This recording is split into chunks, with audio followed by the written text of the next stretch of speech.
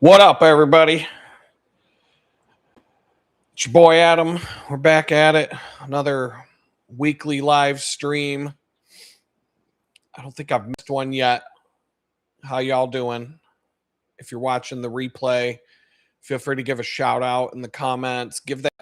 I'm going to just do it right off the bat. Give that thumbs up and, ring the bell, all that crap, because the algorithm hates me. YouTube does not want you to hear what I'm going to say, for sure. So we'll get there in a bit. But yeah, throw it up there. If you're watching the replay, hit that button. I always forget to do this. But you have to. That's why everybody on YouTube does it.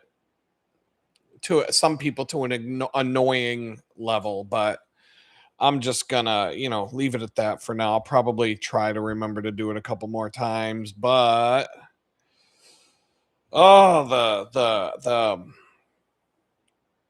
you know what I looked up? I mean, now that Armageddon's on the way and Donald Trump he seemed to, he found $1 billion a day to go fight a war for Israel, and doesn't seem to have any fucking money for us. If you're from Ukraine, if you're in Israel, if you're an illegal immigrant, all this shit, you can get money out the ass. You can create a daycare in Minnesota, and you can call it the Learning Center and forget how to spell learning on the sign. They got money for you. Fuck yeah. If you raped kids on Jeffrey Epstein Island, they got money for you. But for the rest of us fucking peasants, no, we get to work until the end of June to pay these motherfuckers before we get to keep any of the money we make. But the point I'm about to make is the last time, it's about to be Friday the 13th. And I don't know if you recall the last time that we had a March 13th that fell on a Friday. But if you don't remember, it was back in the year 2000 or 2020. 2020. And that happened to be the day that they shut down the country and told everybody to go home and hide under your bed and never go outside and wear your fucking mask and all that bullshit. It was March 13th, 2020, Friday the 13th.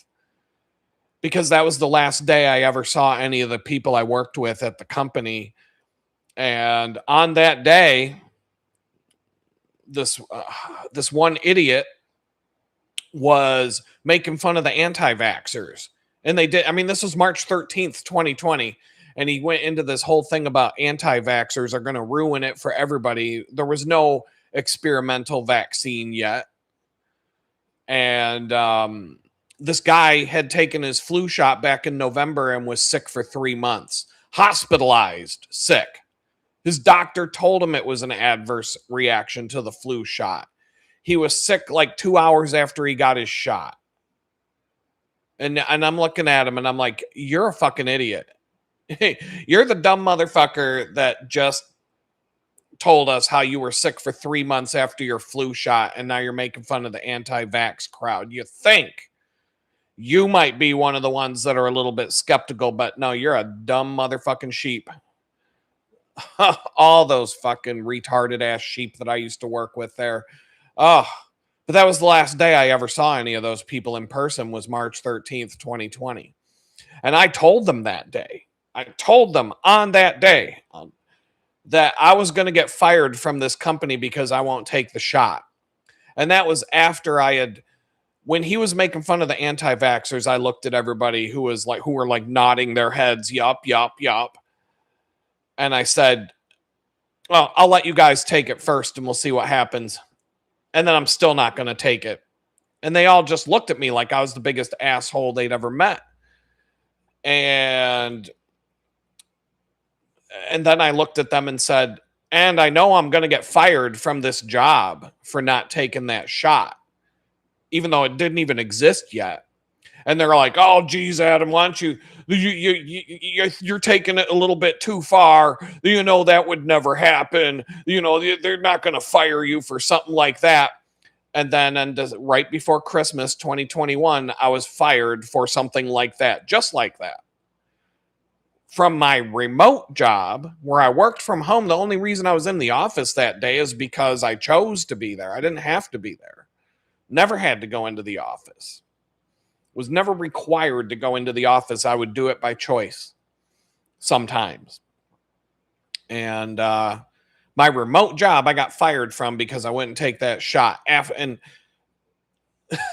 after being called a tinfoil hat nut job on March 13th, 2020, when I told them that's what was going to happen. So whatever, dude. I'm not bitter about it. I don't give a fuck about it anymore. But but now it's March 11th, 2026, about to be Friday the 13th. What does this motherfucker Donald Trump have in store for all of the peasants in America?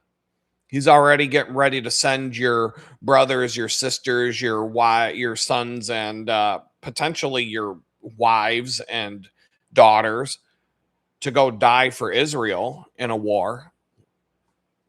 He found $1 billion a day laying around to pay for that one. Donald Trump is the biggest backstabbing piece of shit traitor to the United States since Benedict Arnold. I'm just going to say it. There has never been a bigger traitor to this country since the American Revolution. And the only reason I say it like that is because, if you voted for Kamala, if you voted for the Democrats, you knew what you were voting for. You knew what you were going to get. You knew exactly what it was going to be if you pulled that trigger.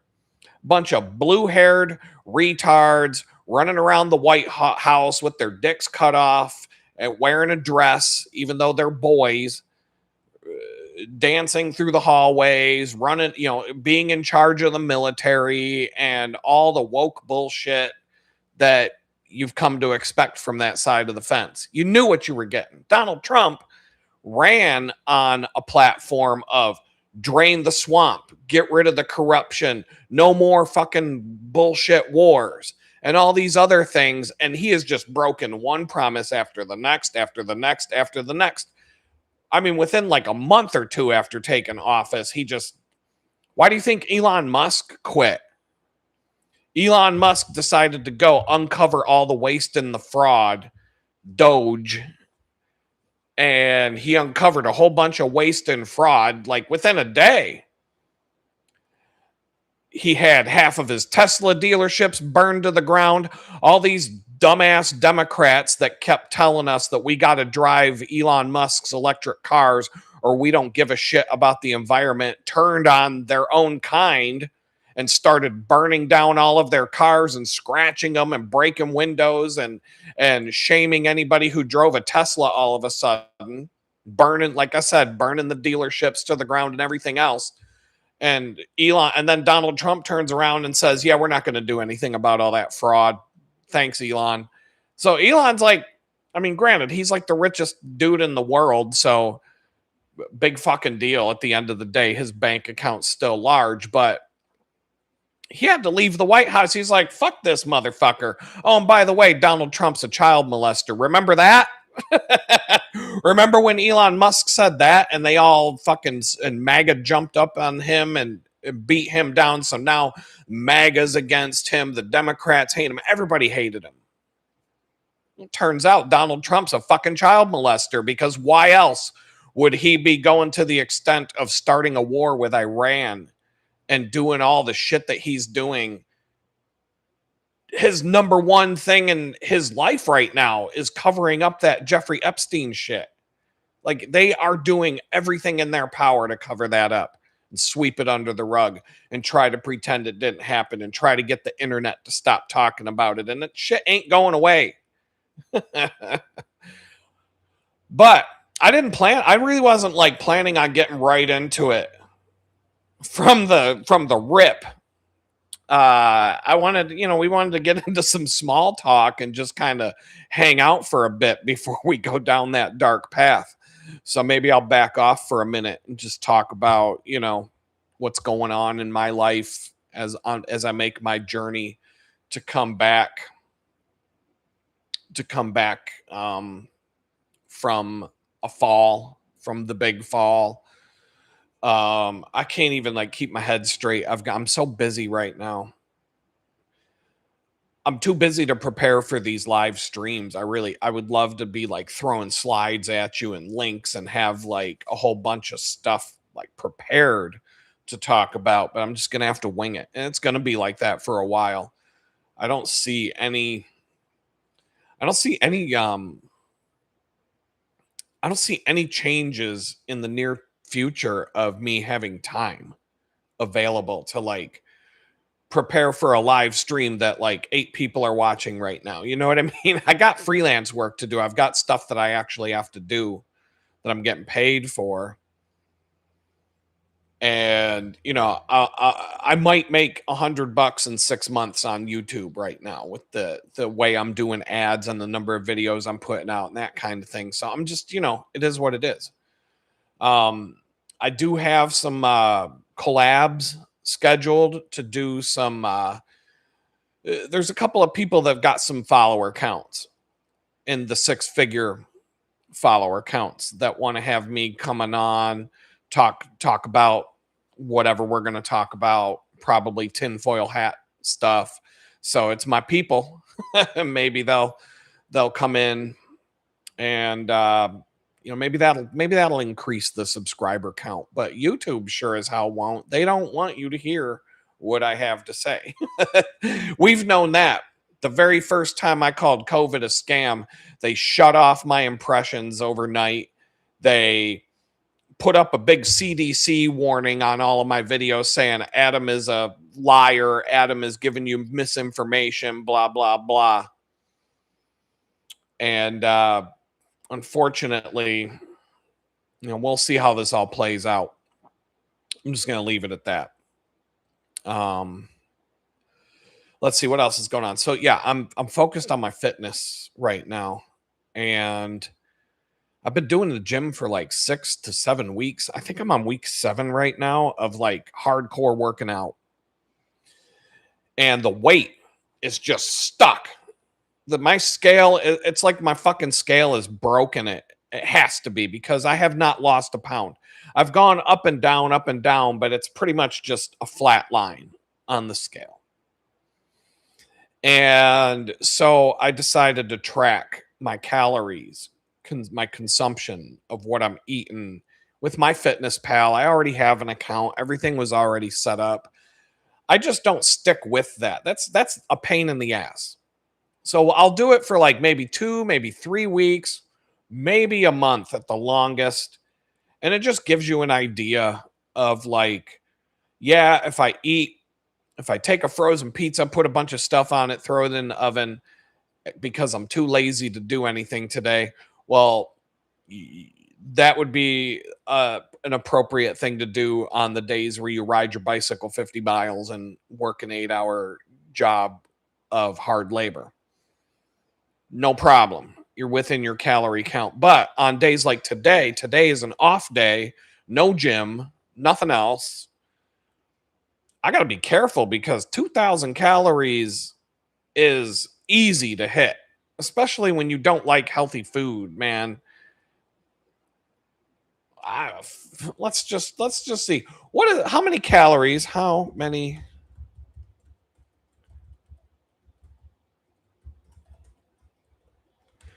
A single McDonald's cheeseburger, the tiniest little cheeseburger you can get at McDonald's is 300 calories. How much is a double cheeseburger?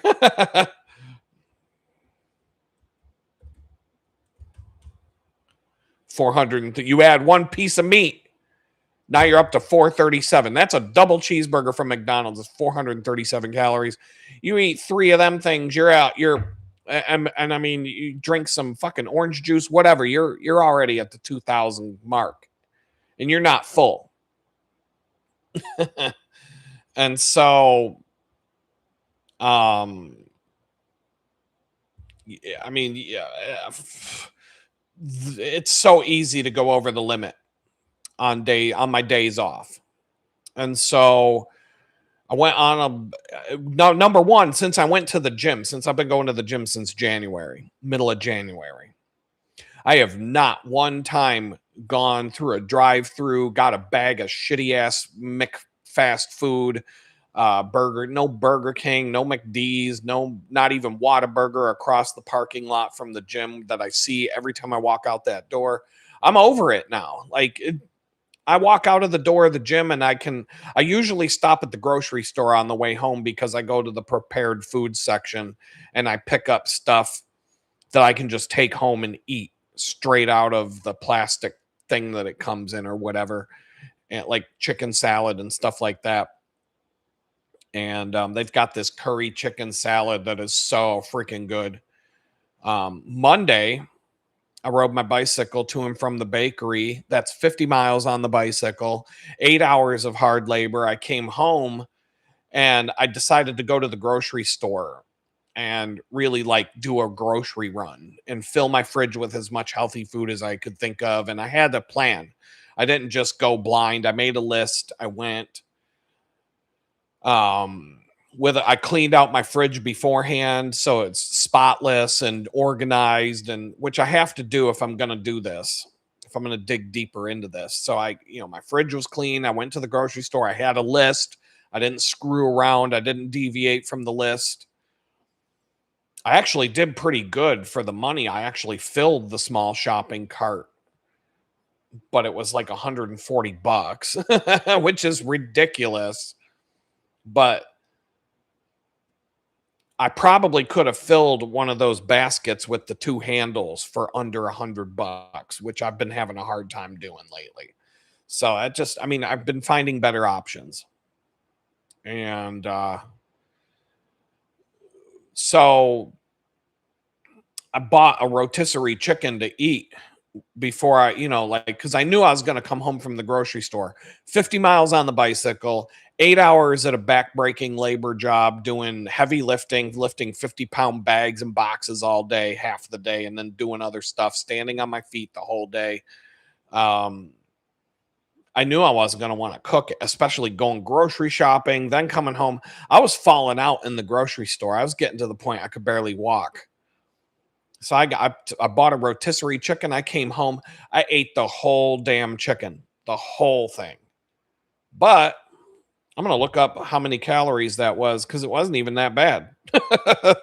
So, but I ate Monday because of all the calories I burn. Let's see. The rotisserie chicken's 1,100 calories. If you eat that whole thing, that whole beast in one shot, 1,100 calories. But I had 6,000 calories to work with that day. So bring it. To eat whatever you want on a day like that. It's days like today that I got to be careful. That's salad day. I got some salads, some fresh salads in the fridge. I've got yogurt. I've got like some stuff that'll make me feel like I ate, but won't completely destroy me in terms of calories. But let's say I'm going to the gym tomorrow, and so I'm going to go to spinning class. I'm going to do yoga class. Probably going to work out with some weights a little bit, maybe a couple of sets in between the two classes. But post yoga, I'm not doing anything because yoga, you're supposed to be relaxed after yoga class. You don't do yoga class and then go lift a bunch of weights for an hour. That would be counterproductive. So Monday I did the cycling to and from the bakery, 8 hours of that, plus grocery shopping and everything else. Yesterday I went to the gym. I did 45 minutes on the Stairmaster going upstairs to nowhere. Tried to climb the World Trade Center, but fell short about 30 floors. I got right up to about the point where the plane hit the tower, and that was as far as I could go because I had to make tracks to go get ready for yoga class. And then I did yoga class. And at the end of yoga, I was like, you know what? No, straight to the sauna we go. Because that you don't go, you're all relaxed and stretched out and loosened up and all that. But anyway, I came home, didn't burn as many calories as I did on Monday, but safe. I'm still safe to eat something, I can eat and feel full and not have to think too much about what I eat. But today I got to be a good boy. Tomorrow I'm going to, spin class and yoga in the same. I'll be able to eat.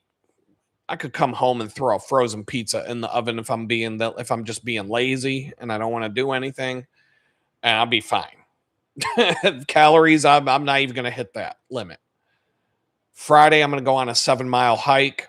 That one I need to be a little bit careful because a 7-mile walk won't burn anywhere near as many calories as spinning class and yoga in the same night. But another thing I've been doing that isn't good, and I've been feeling this since I started. So I just made this change. I don't have time to prepare food in the morning.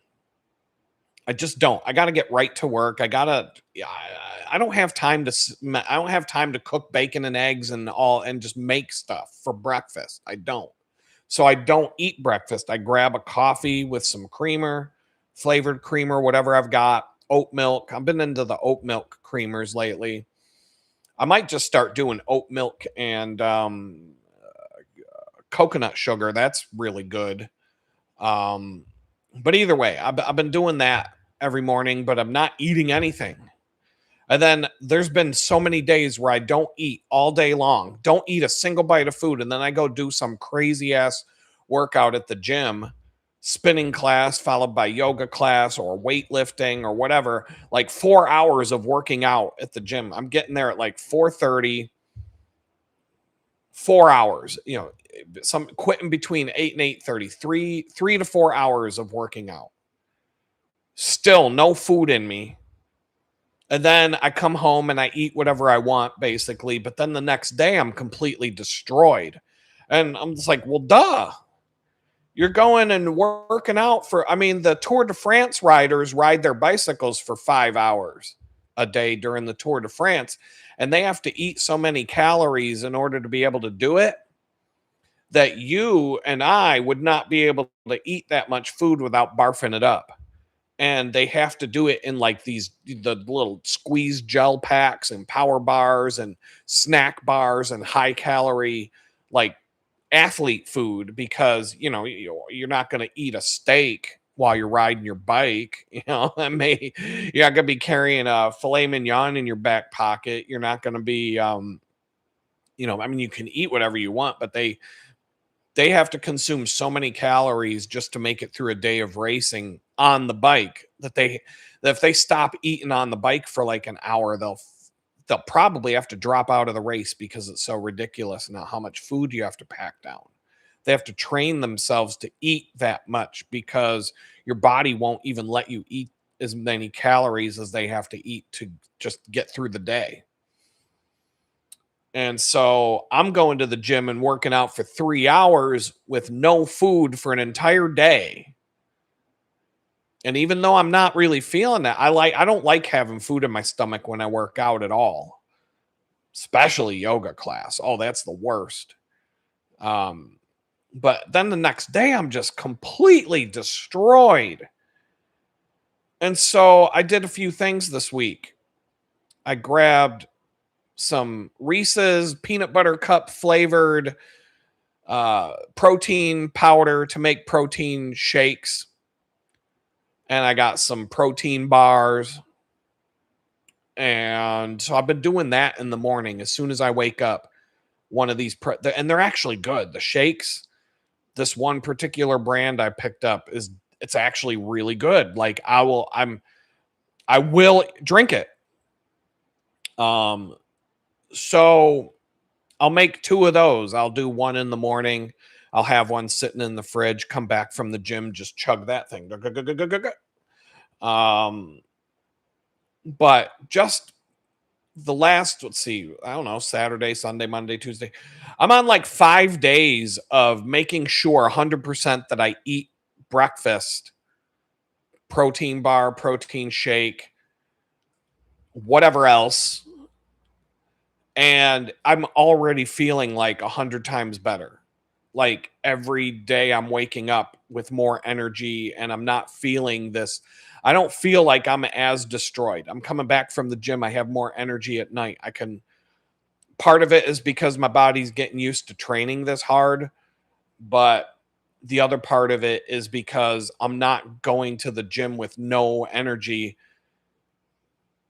And it's not, I mean, I'm not losing weight. Whatever I've been doing for the last 6, 7 weeks is not dropping my weight. It's almost like, I guess it was explained to me when I did my homework on it, that because I'm not eating all day, your body goes into some sort of like primitive fat storage. Like your body will just hoard the fat because it thinks you're going to starve to death or whatever. And so when you go to the, if you keep working out with no food in you at all, your body won't even burn. Like it may burn the fat while you're working out, but the next time you eat anything, it's going to take that fat and stick it right back in the fat storage sacks. And so you have to basically, I don't know, you got to eat, especially when you're an old geezer like me. You gotta manage that shit better. And so I'm just slowly, like today, my plan is now, I don't have the prep space in this kitchen. It kind of sucks in that regard. And I'm going to be I'm going to be with you guys for a bit, and I'm not going to feel like cooking nothing. But I think I'm going to force myself to cook tonight. And I think I'm just going to make some steam. I've got 2 heads of cabbage sitting in my fridge, butter, garlic, seasonings. I think I'm going to make a big pot of steamed cabbage because the only calories will be from the butter. I throw a whole stick of butter in that thing. Like once I get the cabbage steamed and reduced down and get the pot, cram as much cabbage as I can in this pot that I have, get it to, get it cooked down and reduced. I can throw a whole stick of butter in there with it because that's what makes it. The recipe calls for half a stick of butter. Fuck it, man. You may as well go all in. But that's 800 calories for a stick of butter, but there's no other calories in the whole meal. So I'll still have room to play. If I ate a whole big ass bowl of delicious steamed cabbage, I'll still have room to play. If I'm still hungry, I can grab a salad. I can do something so that when I go to bed tonight, I won't have eaten more calories than I burned. And then tomorrow, Friday, should be all right. Saturday, have to be careful on Saturday. And Sunday might just be fuck it day. Do what you want. But I don't know, because then that means Monday when I ride my bicycle, I'm going to feel all nasty. And I don't know. Saturday might be a better fuck it day, and then let it purge then be a good boy on Sunday. I don't know. I got to figure this out. But there's got to be like a day of the week where you can just eat what you want. But eating breakfast is an important thing. It's making a huge difference already with me. I can feel the difference just in a few days of pretty hard workouts, of just making sure that I eat when I wake up and I got the calories going in and it's not ridiculous. I'm not bloated, but I'm actually putting fuel in the body first thing in the morning. Huge difference. Huge difference. Monday's like the best because if I'm riding my bicycle 50 miles, I can eat all day. If I did that every single day, I would never have to like worry about what I eat because I wouldn't be able to eat enough I would burn more than I eat no matter what. But I would burn out within a month. If I did that every day for a month, I would be so burned out. So it is what it is. I see we got 7 thumbs up, 8 people in the house. I might just have to plug the thumbs up again and again tonight. I hate doing these YouTube plugs. Ring the bell, stick your thumb up, all that stuff. But I gotta beat this algorithm. I gotta beat the damn shadow ban. And the best way or one of the best ways to do it is for people to say they like the video, even if I say the wrong things. So whatever, whatever you gotta do. That's why everybody on YouTube does it. Um, let's see. So I don't know. Oh, let's see what else is going on. Had an interesting I found out something interesting today. Just one of these leftover things from disappearing for 2 years and then coming back and finding out different things that have happened while you were gone. Got a letter in the mail today from my Kohl's card. I had a Kohl's card before the FBI came into my house with a tank.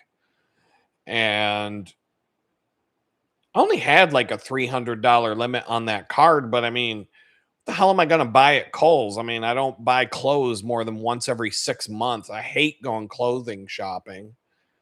But, if you pay it off, there's no interest if you pay it off at the end of the month, whatever. So and when you use your Kohl's card, you get your discounts and all that stuff. Kohl's is a weird place, but anyway, I always had a zero balance on that card. Well, I get this letter in the mail today saying you haven't used your Kohl's card for like 3 years, and they're like, we're gonna shut your account off in June this year if you don't use your card. And I'm like, okay. Didn't even realize I still had a Kohl's card because I thought all of those accounts, credit cards and everything else, I thought all those accounts had just went away from not being used and all, I didn't know I had a Kohl's account still. And it had a zero balance. So they're telling me I got to go and make a purchase before June if I want to keep my account. I'm like, well, I don't have the card. So I call them and I'm like, so that account's been sitting dormant since 2022, 3, 4, 5, so 4 years. That account hasn't been used, had a zero balance for the whole time. When I'm talking to the person on the phone, I'm like, yeah, I was out of town for 2 years. Just, I didn't have to tell them why, but I wasn't home for 2 whole years. Forgot I had that account, blah blah blah. But anyway, they told me that they kept increasing the limit on the account. So now I have a $700 spending limit at Kohl's on an account that I've never used for 4 years. And back when the last time I used it, the limit was only 300. So if you open up a Kohl's account and don't use it for 4 years, they'll keep giving you more and more money to spend. So I don't know, maybe I need underwear. That's about the only thing I can think of that I need. But then I'm like, wait a minute, Kohl's has like other stuff. You can get all, and then and I'm like, no, don't. But I do need to get a couch for this place. That's the one thing that I'm missing for my crib. And this chair that I have is falling apart. Like I might sit down tonight to watch TV and my ass might go straight through the chair. It's in bad shape.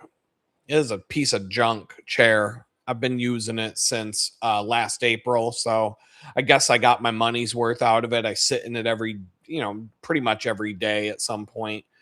So yeah, the chair is in fact, no, that chair goes back to like February or March of last year. So it's about a year old.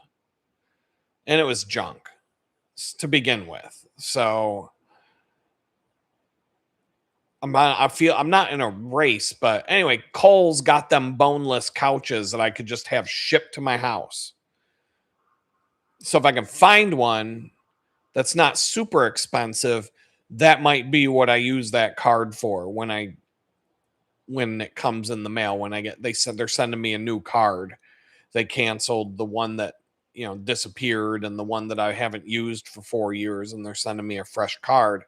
But I might actually get the couch with that. That might be like the easy way to cross that off my list and just pay it off whenever.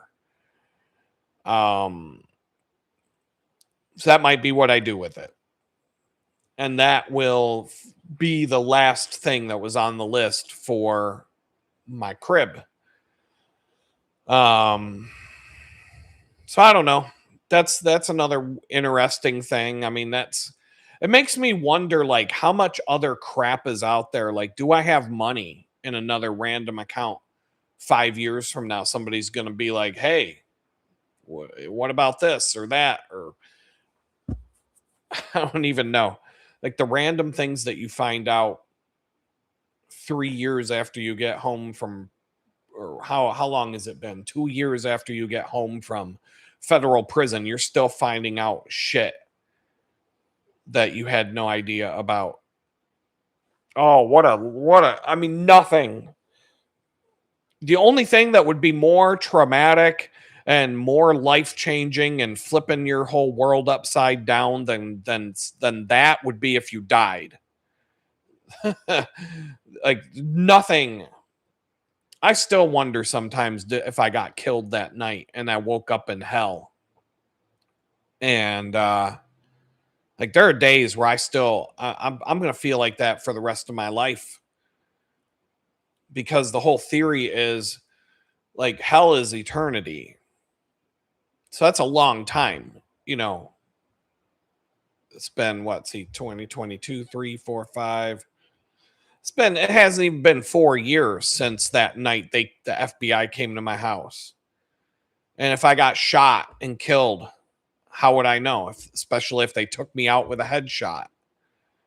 And I just, what if when you go to hell, it's like your life just continues on, and for like maybe the first, for the first 5-10 years of hell, they just let you keep on thinking that you're alive, because that's part of the torture, right? Maybe it's not all lake of fire and brimstone and the weeping and gnashing of teeth and all that crap. Maybe that don't start out on day one. Maybe part of fucking with you and torturing you is let him think he's alive for the next 5 to 10 years. We'll just keep fucking with him. We'll keep fucking with him. And then they pull back the curtain and they're like, surprise, lake of fire, fire and brimstone. And then, because eternity is, like I said, eternity is a long time. It's not like fucking with you for the first 10 years would be a big deal. They're not, they shouldn't be in that much. The devil shouldn't be in that much of a hurry if he's got you forever. So shit, man, they could mess with you for 15, 20 years and then be like, ta-da, here's the lake of fire and toss you in. Oh, how, yeah. I mean, so sometimes I wonder. These are the thoughts that go through my head. Believe me, you would have fucked up thoughts going through your head every day for the rest of your life if you went through the hell I went through.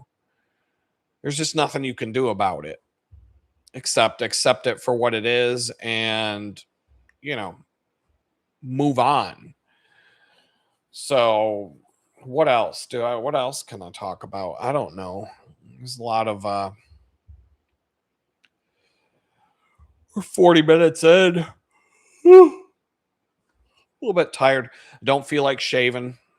So, I know I'm supposed to look presentable for these, YouTube videos, and I'll probably shave before the Friday because it's starting to drive me nuts. Usually about one or two more days, I'm going to have to do it.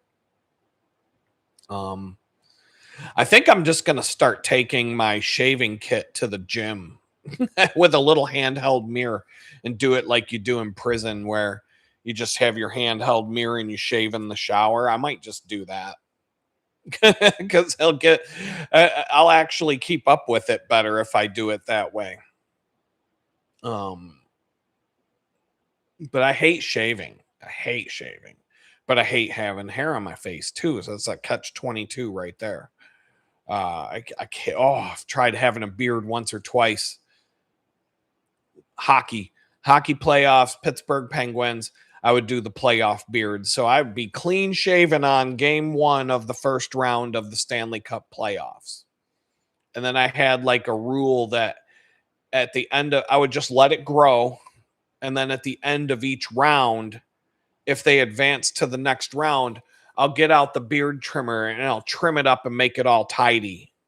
Cause I mean, I've got a job where I have to like, I had a kind of a life where I had to look presentable. And you can get away with that shit to an extent, especially if you be like playoff beard, everybody will understand. But because other people are doing it. Just because it's fun. It's a funny thing to do. Sometimes we'd have competitions for a playoff beard to see who could grow the best one. But like I said, at the end of each round, I'll trim it up, get the hair off my neck, give it a nice line and everything, and just make it presentable. Each round of the playoffs, man, if they go 7 games, that's like a week and a half. That could be 10 days of not shaving. So if every round goes 7 games, oh, you're in for a miserable time. But the one time they did go all the way to, I was kind of hoping they'd lose because I had to go to North Carolina to go live on a beach in the Outer Banks, like called Cape Lookout. In fact, why don't we do screen share time? We'll go to maps.google.com. We'll go Cape Lookout. So we were camping on this barrier island in the Outer Banks with no roads. The only way to get to this island, it's the southernmost point in the Outer Banks.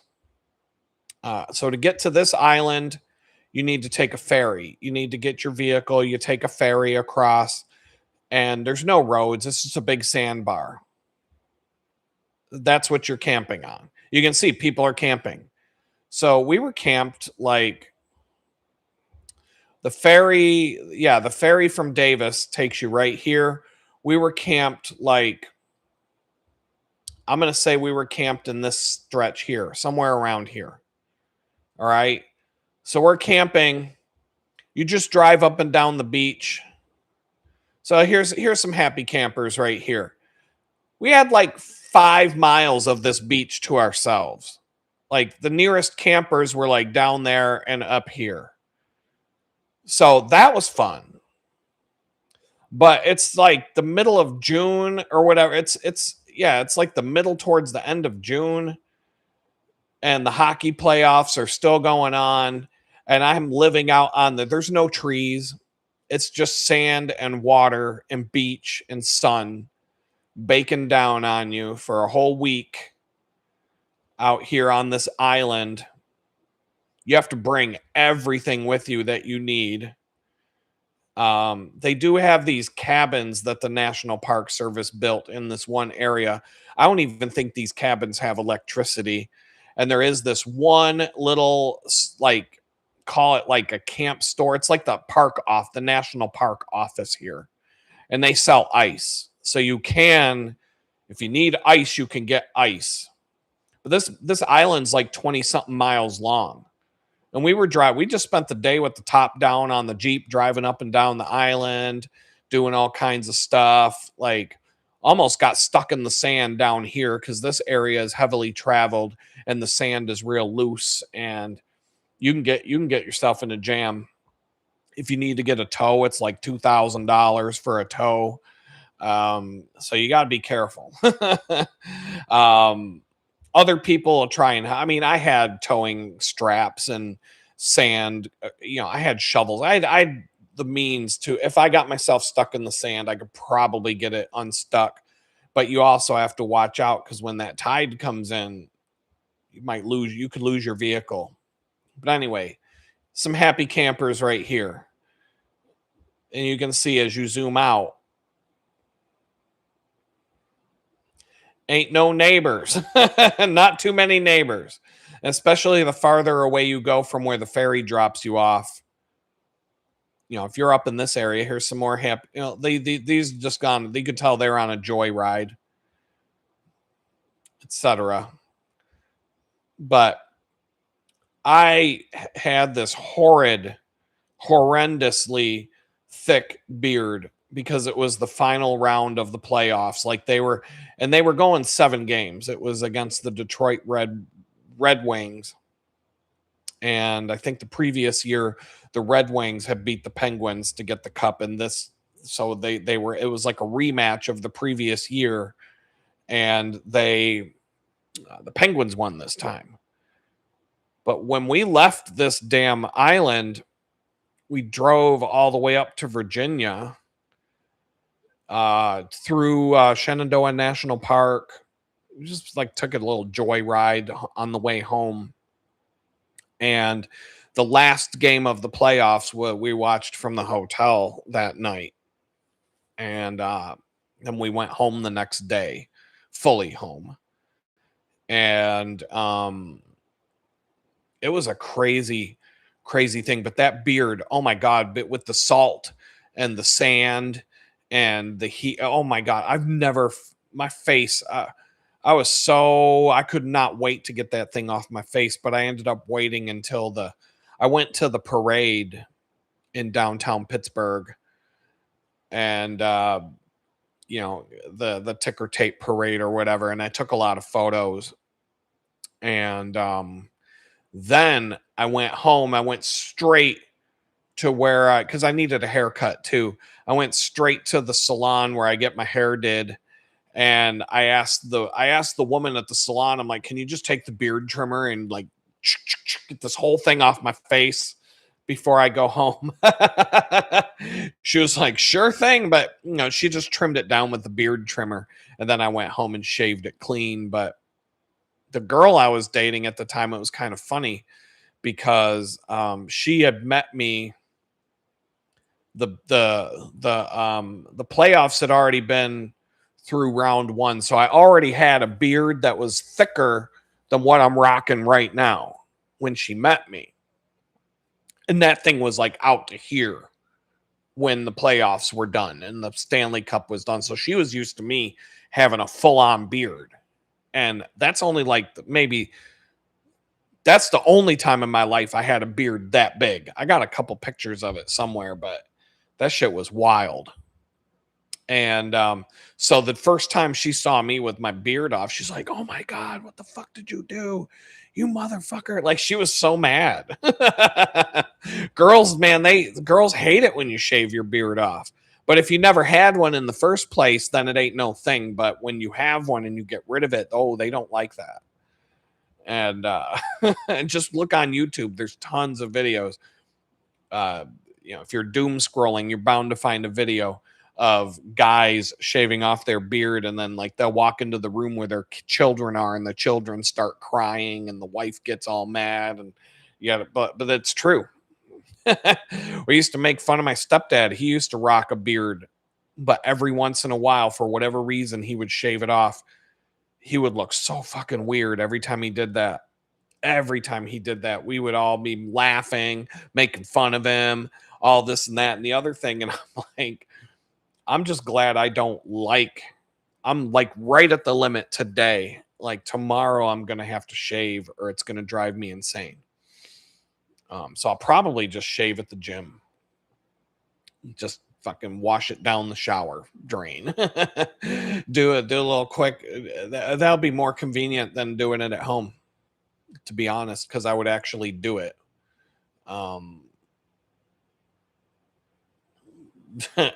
As long as you wash all the stubble down the drain, fuck it, man.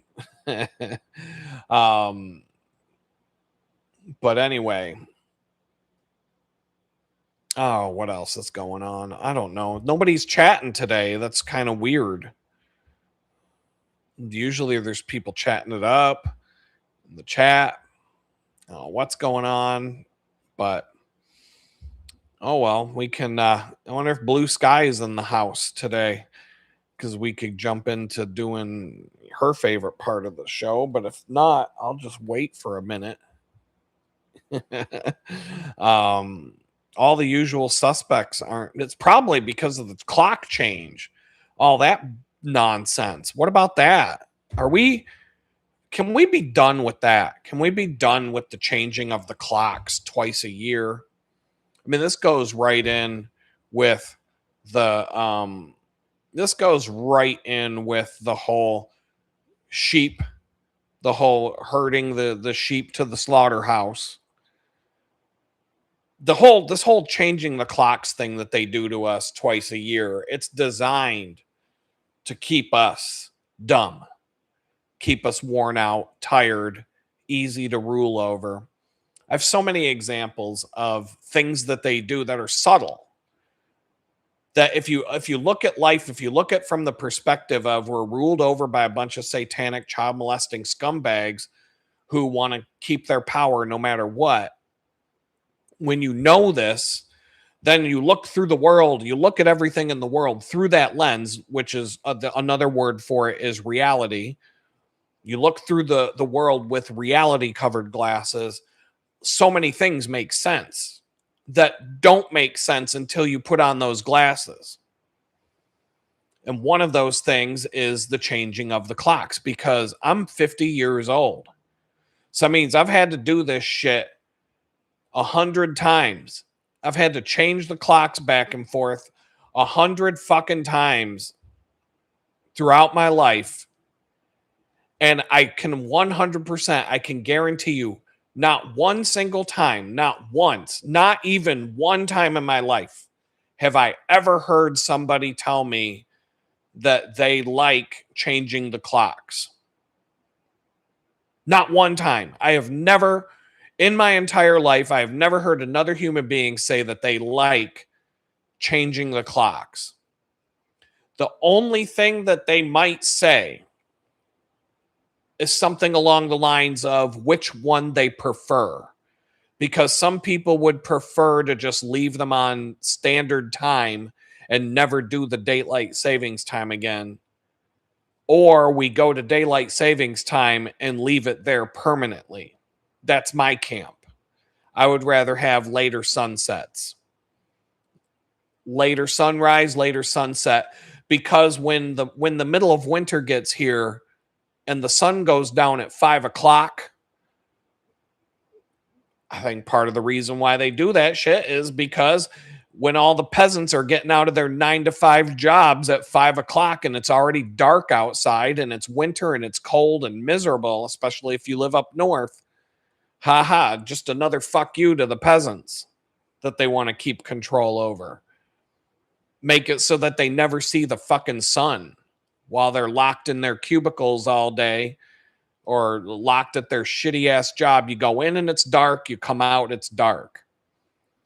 To heaven forbid we should be doing daylight savings in the winter so you can see the fucking sun for a minute or two. You know what I mean? But no, we do it in the summer. It's just so fucking stupid. So I personally would rather just leave it alone now that we're in daylight savings time. Fucking leave it alone. Leave it here. But I'm also at the point where I don't give a fuck which way we decide to go. Just leave the fucking clock alone. Just pick one and do it and be done with it. I've never heard a single human being in my life say that they want to keep doing this. And here we are. We keep fucking doing it. The people of Arizona, for whatever reason, Arizona doesn't go along with it. So that makes, I don't know if you've ever traveled to and around Arizona. That does make that does make figuring out what time it is. You ever go from the Grand Canyon to Las Vegas and back and forth between those two? It can be like what time it is like a time warp. You don't know, because it's a pretty, it's a 4-hour drive, and you really don't know, you never really know what time it is, especially if you come from the east and you're already in a time zone warp from the travel. Arizona is an outlier. Almost makes me want to just move to Arizona and live there, just for the fact that they don't change the clocks around. But that's not enough of a reason for me to want to go there. But I am ready to be done with this clock bullshit, like once and for all. Like, nobody wants to do this. Nobody wants to do this yet. How it's easy to control people when they're stupid, tired, broke, disorganized. We can go on and on and on. Unhappy, miserable, sick. That's why they're making us sick all the time. That's why the food is poisoned. That's why the news media always tells you to stay indoors. Oh, it's too hot outside. Stay inside, peasants. Oh, it's too cold outside. Make sure you stay indoors, you fucking peasants. Oh, the sun's out. You'll get skin cancer. Make sure you stay indoors, you fucking peasants. Oh, it's cloudy out. It's windy out. The wind can blow you around. Stay inside, you fucking peasants. It's how there's a storm. It's raining today. You might get wet, you fucking peasants. Stay inside. Like, they're always telling you to stay in your home. Don't go outside. Don't get fresh air. Wear your fucking mask. I pretty much, if you live your life, I have learned that if you live your life, if you do exactly the opposite of what these douchebags on the 6 o'clock news tell you to do, if they tell you to wear a mask, don't fucking wear a mask. If they ever told you not to wear a mask on the 6 o'clock news, no matter what, don't put on a mask. You might actually need to go wear a mask. There might be some shit going on that you might need a mask on your face for. And you might want to go get like the respirator with the rubber thing around you with the 2 little canisters on the side. Like, you might want to go full on mask wearing, if the news media were to ever tell you not to. Because you always just do whatever they tell you to do, don't do it. Whatever they tell you not to do it. And your life will be a million times better. If they tell you don't go out and get sunshine because you'll get skin cancer and die, go out and get the sun. You'll feel you'll feel great.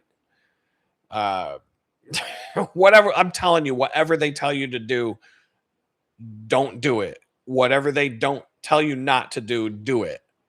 Your life will improve within a day if you just stop listening to these fucking scumbags. They want to keep you broke. We could talk about that all day. How do they keep you broke? Well, the average price of a home, I mean, we're just going to have to go, because I want to be accurate when I talk about this stuff. So, and we're on, we got 12 viewers.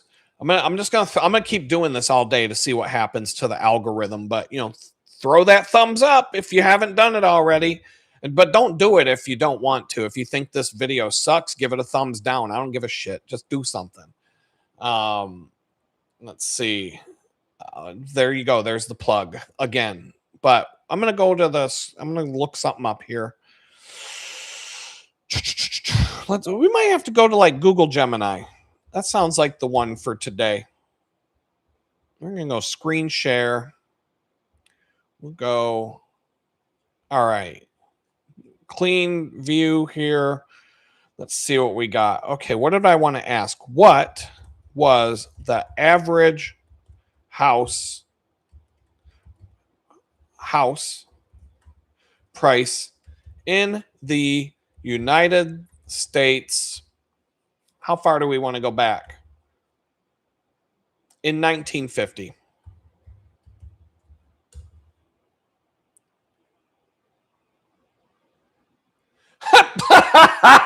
Holy fuck.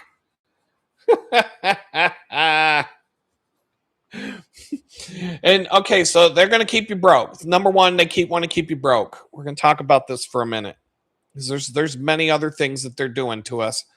They're leading all the sheep to the slaughterhouse, but we're just going to start by how do they keep us under control.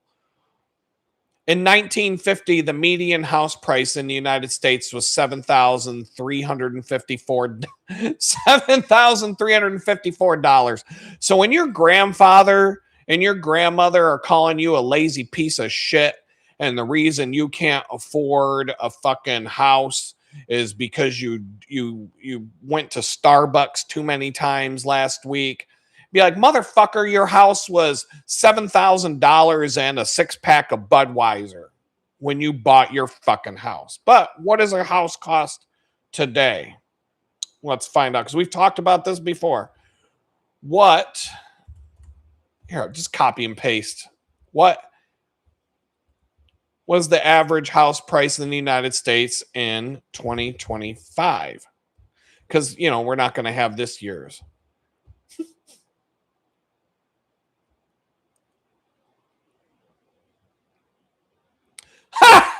All right, $410,800 now for the median house price.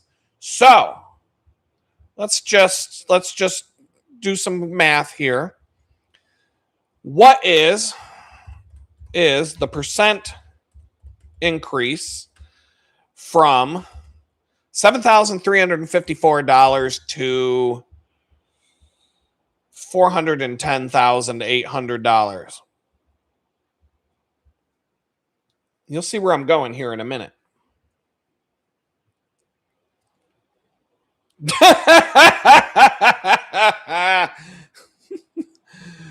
That's a 5,486% increase. That means it's 56 times more expensive to buy a house now than it was in 1950. If the price of a gallon of milk, which was 82 cents in 1950, had increased by the same percentage, it would cost roughly $45.81 today for a gallon of milk. So not everything goes up at the same trajectory, but we're going to see something else that didn't go up at the same pace. What was the average yearly annual for a single person in the United States in 1950?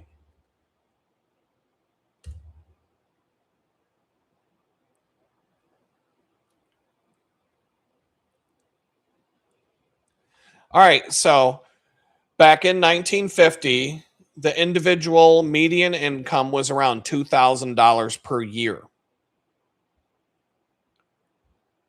So then Google knows where I'm going with this shit. But anyway, $2,000 per year. What is, I'm going to copy and paste. Why? What was the annual income for a single person in the United States in 2025?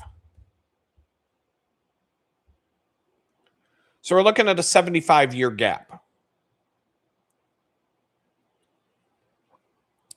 Okay, so the median annual salary is around $62,000, $68,450. I'll use the higher number. Fuck it. So now it's $68,450. What is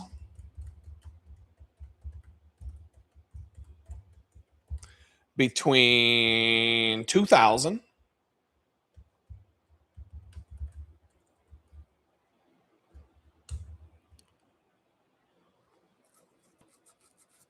I don't need, all right, Google, I don't need you to explain this. I just need you to do the fucking math. Oh, it's already knows where I'm. Went up 3,322%, but the house price went up 586%.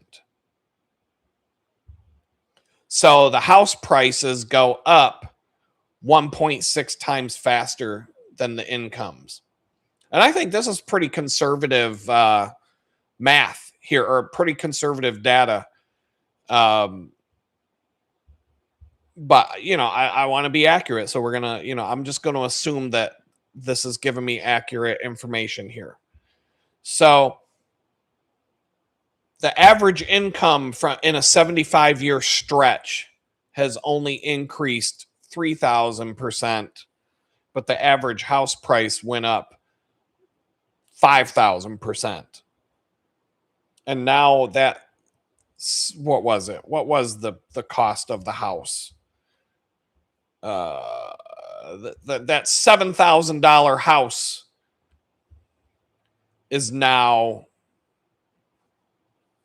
the $7,000 house that you bought back then is now $400,000 today. That's fucking crazy. So now back in, what was, how much more did the average CEO make above the average pay of the company's 1950?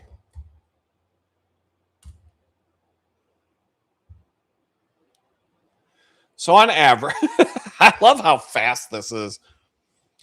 In 1950, the gap between executive pay and the average worker was remarkably slim compared to modern standards, of course. On average, a CEO in 1950 made approximately 20 times more than the typical worker at their company. The average worker, $3,300 per year. The average CEO, $66,000 per year. Now, go back my copy and paste so that's the same exact question. So the CEO back in 1950 made 20 times more than the average employee. Oop. 75 years later.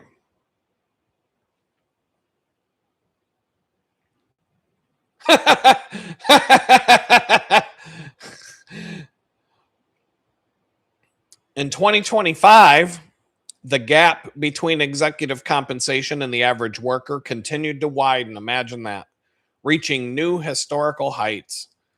According to data from the AFL-CIO, blah, blah, blah, blah, blah, the average CEO now makes 285 times more than the pay of the average worker. It used to be 20 times more. Now it's 285 times more. Do they deserve to make 285 times more than the employees of their companies? I would say probably not. But I mean, these dicks are going to do whatever the fuck they can get away with. So the average worker is making $68,000 a year. The average CEO is up to $18.9 million per year. Oh, extreme outliers. The average ratio of 285 to 1 often masks more dramatic disparities at large corporations that rely on part-time or low-wage labor. Starbucks, the CEO of Starbucks makes 6,666 to 1. I'm sure he makes sure to keep that ratio in check every time he, gives himself a raise. It always has to be 6,666. Abercrombie and Fitch, 6,731 to 1. Coca-Cola, 1,980 to 1. Walmart, 900 to 1. I guess that's not so bad.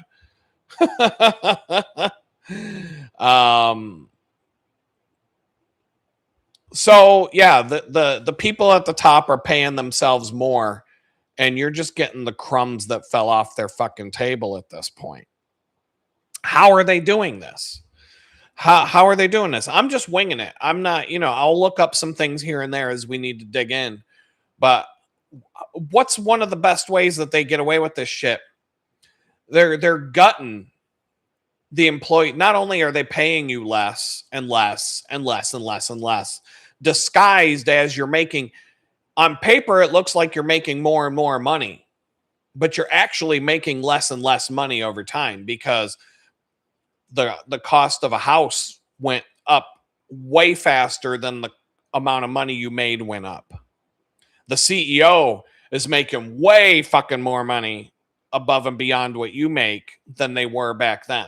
So that's how they've tricked you. These cocksuckers and these bean counters and these fucking scumbag child molesting satanic billionaires figured out that they can trick you into thinking that you're making more and more money, yet you're actually losing money and you're making less and less money over time by the manipulation of the financial system and inflation and all the things that they do to fudge and to cook the books, basically.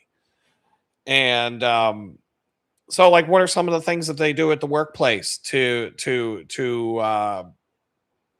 that, to put you down? I was just telling my daughter yesterday, we were on the phone having a conversation. She's got a new job and we were just talking about different things. And I was telling her about I was basically talking to my daughter about how this is not the day and age where you find a job and you stay at a company for 20 fucking years. Okay.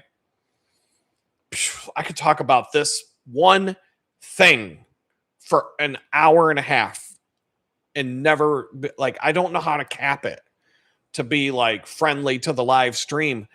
This one exact precise topic I could talk about because I've seen so many examples and experienced so many things. I don't even, like, I kind of know where to begin. But I was telling my daughter some of this yesterday.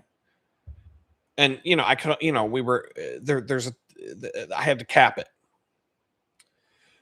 But I was telling her, I'm like, your great grandfather worked for General Foods for 30 something years. When he retired, he got a gold watch, an actual gold watch. He got stock options in the company. He got paid like dividends and stocks and all kinds of shit like that. And he had a pension.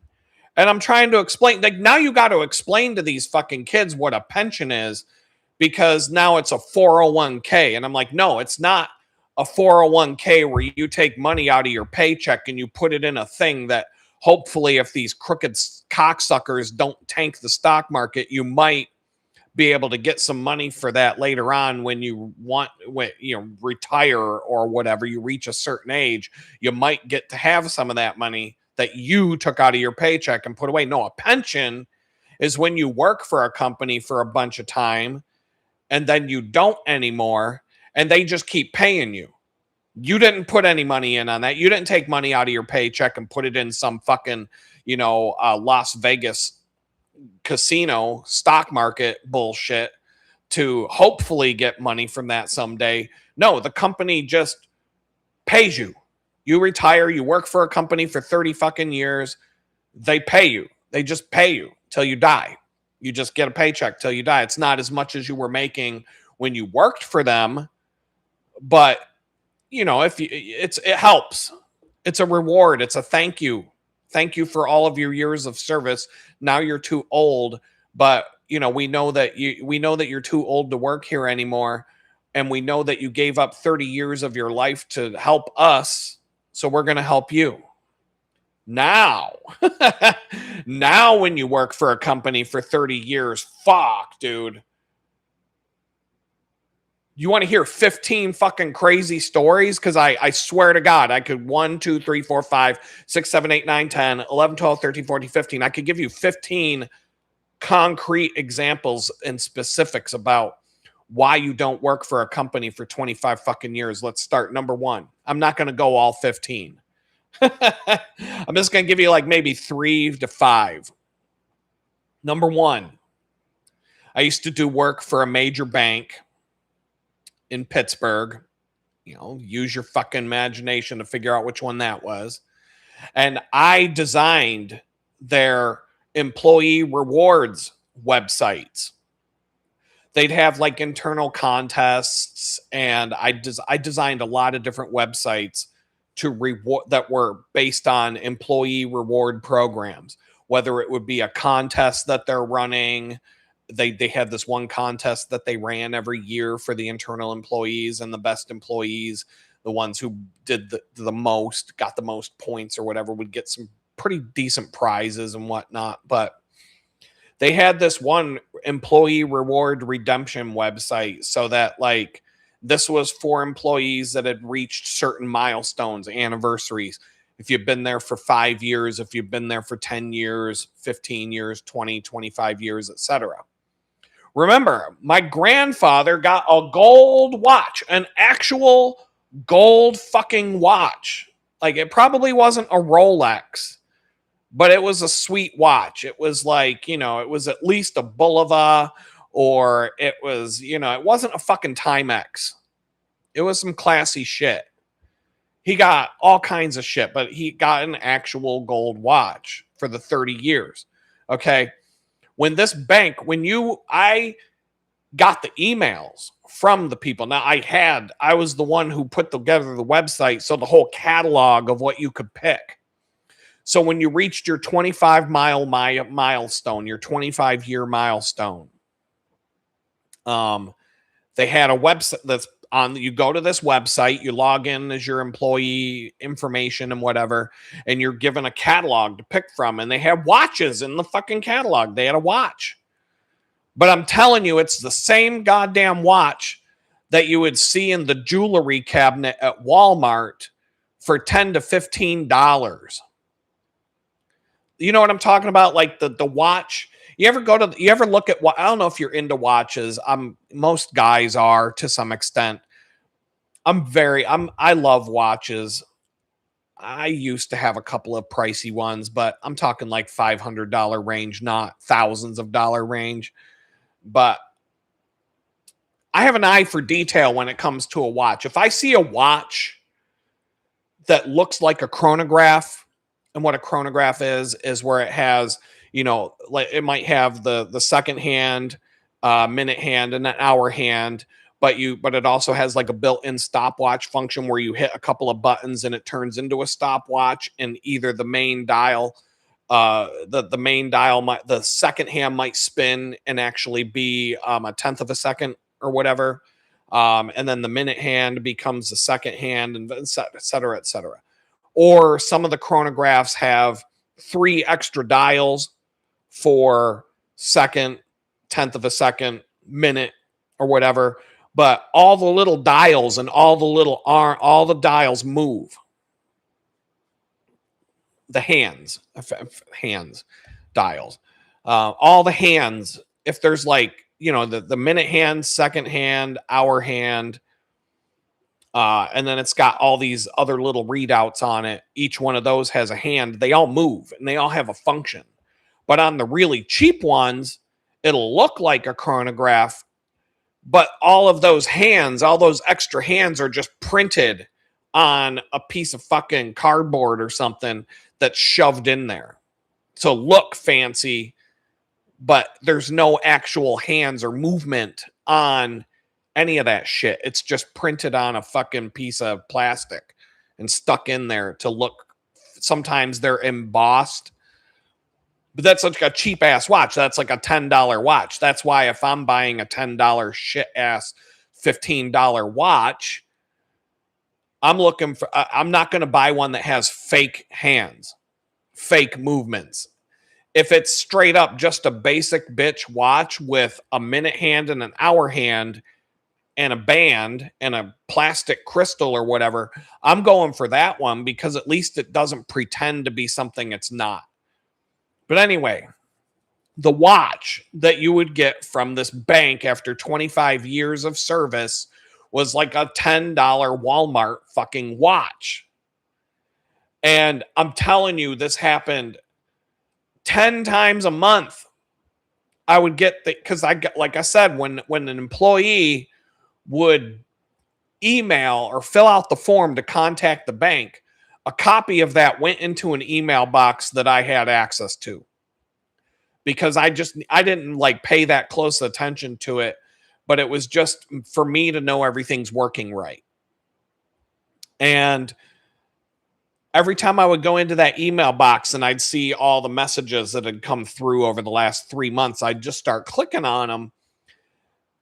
Dozens and dozens of emails would pop up. In a 3-month span, there might be 10 emails about how they got their shitty $10 watch and the hands were broken off inside the crystal, just bouncing around, and the watch didn't work, and it was broken, or the plastic crystal. That part of the watch is called the crystal, whether it's made out of glass or it's plastic. That's just the clear part on top of the watch. That's what it's called. And but they'd be broken, shattered, whatever. Like their $10 Walmart watch would be. So after 25 years of busting your ass at that fucking company, you got a shitty plastic watch that was broken before you even opened the fucking box.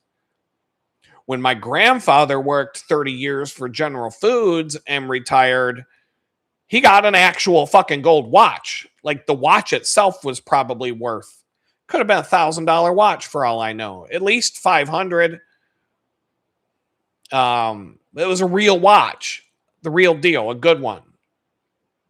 So there's that.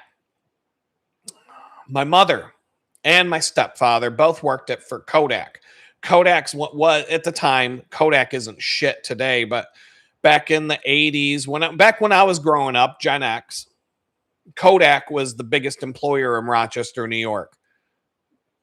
They would announce on the TV news any given time, Kodak's laying off 10,000 employees next month. Laying off 10,000 employees in a city. What's the population of Rochester, New York? I'm going to ask.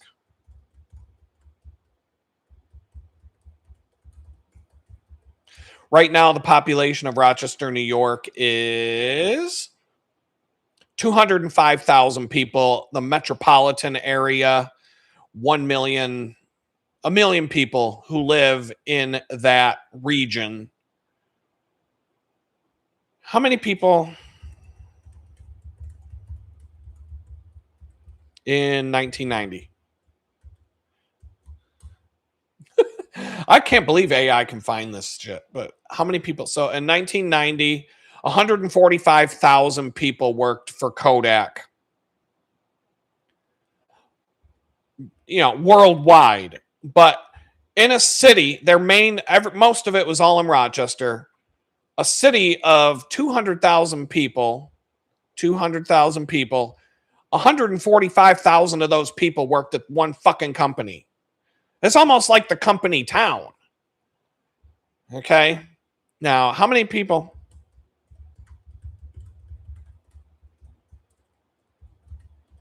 How many people work at Kodak today?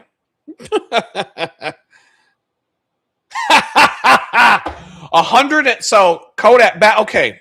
In 1990, Kodak employed 145,000 people in a city of 200,000 people.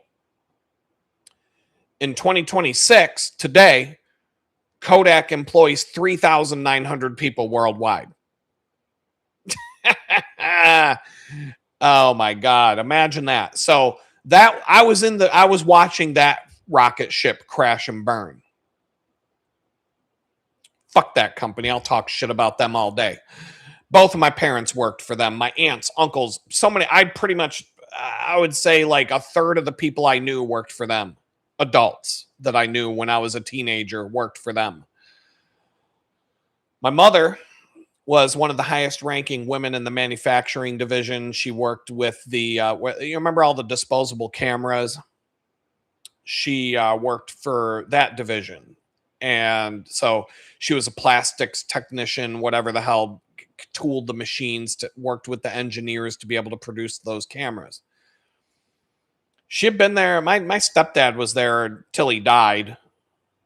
My mom was there for a long, she had been there for years, but not probably, I don't know, maybe 10 years. I don't know, something like that. Kodak was doing one of their rounds of layoffs. And so this is what they did. One of the things that they did, they targeted people. So my mom worked with a guy who had been there for 29 fucking years and some change. And he was 3 months away from his retirement.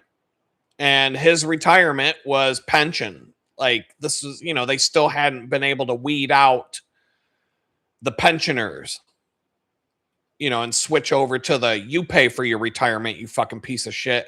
But no, this was a guy who was he had joined so long ago that he'd get a pension.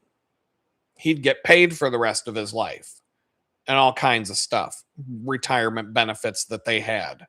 It was a good place to work when he started working for that company. That was like one of the most desirable jobs that you could get. And we can talk about why that company collapsed, and it was because the people at the top were fucking retards. And I've got examples of that. We're going to get into some of it. But these are stories of my life. These are things that I've watched. So you want to know where my bad attitude came from? That shit goes back to my childhood, watching all this fucking shit my whole life. So you wonder why I would never be loyal to a fucking company ever again, or ever, because I never have been and I never will. It's because of the stories I'm sharing right now. So the guy, 3 months away from his retirement. In fact, this happened when I was like 22 years old, somewhere in that range. I had a daughter. I was working at an ad agency. I was working at a design firm. We were doing all the Kodak packaging, film, those disposable cameras, pretty much anything that Kodak made a box for. Somebody at the studio I worked at was designing the box, including me. I designed a bunch of boxes for them, film packaging and all kinds of stuff. So anyway, this was all happening at the same time. My mom was in, like, they were doing another, we're going to get rid of another 10,000. And that, this would happen all the time. My dad would have to change his job all the time. My dad would get a job at Kodak, and he was kind of at like a middle upper management kind of position my whole life. And he would have to, they'd be like, we're laying off 10,000 people. And he'd have like 6 months to find a new job in the company, or he would lose his job. And he was connected, friends with tons of people. So he would always find a new job. But I'm telling you, this happened like a dozen fucking times where my dad would have to scramble. He'd just start working a new job at Kodak, and then all of a sudden they're laying off the whole division, and he'd have to go find another job at Kodak. But somehow he was able to bounce and just keep bouncing around that shitty company until the day he died. He was able to fucking do it. I don't know. But he was hoping to get, his retirement benefits and all that bullshit. Well, so my mom now, it's around the same time I'm designing all the Kodak. I'm designing some Kodak packaging, but the firm that I worked for was doing most of it. And so my mom, one of these rounds of layoffs, there was a guy who was 3 months away from his full retirement benefits, his pension. He'd been there for almost 30 fucking years. He was kind of up there in age, obviously. If you've been working for a company like that 30 years, you probably started when you were 20 or 30 years old. He was probably like 60 years old. 3 months away from his retirement. Well, they came up to him. They're like, you can either resign right now. And they were gutting his retirement because it was 3 months away from his retirement date. They offered him two choices. You either take this shitty ass retirement package where you basically get almost nothing and go fuck yourself. Thanks for the 30 years. Now go fucking die, you piece of shit. Or we'll just let you go and you get nothing. You either get like ramen noodles for the rest of your life or nothing. What do you want, you fucking scumbag piece of shit who wasted 30 years of your fucking life working for us? Go choke on a dick and fuck yourself. That's what they did to him. Now, this guy was raising both of his grandchildren because the mom and dad, his son and his son's wife, were killed in a car crash. So he was raising the grandkids. And once again, he's 3 months away from his full retirement, pension, all the stuff that comes with it. And Kodak was like, get out of here, you fucking scumbag piece of shit. Thanks for the 30 years. Now, fuck you, motherfucker. Ha ha ha ha. And my mom watched that shit. And there was more than that. A lot of people. So my mom was like, fuck you. My mom like quit. Like she quit on the fly when they did that to that guy. My mom went into work one day. She's like, go fuck yourself. I'm out. And she walked out the fucking door. And so I was like, I had a lot of respect for that. My mom never had a good job. My mom never had a job that good for the rest of her life. She never made the money that she made there. She never had the clout, she never climbed up the ladder as high as she was when she was there for the rest of her life. She walked away from that shit like without even a 2-week notice. Basically, go fuck yourself. Her middle finger's up in the air. You can go choke on a fucking dick. That's what she told them. And I respected that shit. Now, flip over to what I was going through at the exact same time. Package designer. Kodak has this color in their branding. It's yellow. Well, fuck it, man. I'm just Kodak. All right, so we're going to share our screen here. Here's the Kodak logo. This yellow and this red are an exact color mixture. Okay, so if you're doing Pantone, or if you're doing 2-color printing, that's an exact formulation of ink for both the red and the yellow. The yellow basically has a little bit of red in it. It's not pure yellow. It's like you really can't call it orange, but there's an exact formula. Kodak yellow. Let's see. What's the color code? Flat gold. Well, that's the hex color.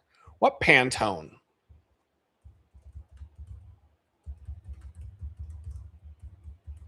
It may not even be a Pantone color. It might be a custom ink. Pantone. Yep. Fuck, dude. I remember this now. Pantone 1235C. That's for coated paper. That's the specific Kodak yellow. Pantone 1235C stands for coated paper. So coated paper is a shinier paper. Dull paper would have a different coat. But PMS 1235 is that Kodak red is 485. So that's a specific ink mixture that when you're printing a package, that's the color of the ink itself. Now, when you're doing 4-color offset printing, where it's cyan, magenta. So the 4 colors of ink when you're doing 4-color offset printing is not the same as when you're doing spot color. Spot color is when the 2 inks, this Pantone 1235 is an exact color ink that comes off the press, that exact color. When you're doing traditional 4-color offset printing, your 4 colors are cyan, magenta, yellow, and black. CMYK. If you're familiar with Adobe Photoshop, you have RGB mode, which is additive color. CMYK is subtractive color, which is print. RGB is for a screen. CMYK is for print. Now, of course, we have modern printers that can do up to 8, sometimes 12 colors. But your traditional, full color, like a magazine kind of a print, cyan, magenta, yellow, and black. And so there are equivalent percentages to match Pantone colors when you print offset printing with only the 4 colors, cyan, magenta, yellow, black, because Pantone 1235 is not one of those 4 colors. So you have to come up with a yellow and red percentage so that when those dots, those microscopic dots on the printer makes a pattern, your eye, when you look at it from far away, is going to look as close to that Pantone color as it can be. And so all of Kodak's packaging for their film, boxes, all of that stuff is on a 4-color offset press. They're not doing custom Pantone colors for mass-produced things like that. That would be outrageously expensive. But it's also outrageously expensive when the marketing director for Kodak, the chief marketing officer of Kodak, goes into a press check when they're printing $2 million worth of packaging for the Advantix camera. If you're familiar with what that was, it was this dumbass camera that they came out with. It flopped, but it was this big thing. $2 million worth of packaging boxes for these cameras. She went up with a little magnifying loupe and she determined that the Kodak yellow wasn't correct. She said it had 2% too much red or something like that. And so the printing company was like, well, you can go fuck yourself, bitch. We're not eating that. That's within the acceptable tolerances of this printing press, et cetera, et cetera. They're like, we're not redoing all these fucking packages, but you can pay for it. So this bitch, this chief marketing officer, threw away in the garbage $2 million worth of packaging for this fucking camera and had the printing company do it over again to adjust, take 2% out of the red in the Kodak yellow on the box. Let me just see if I can find a box. Maybe.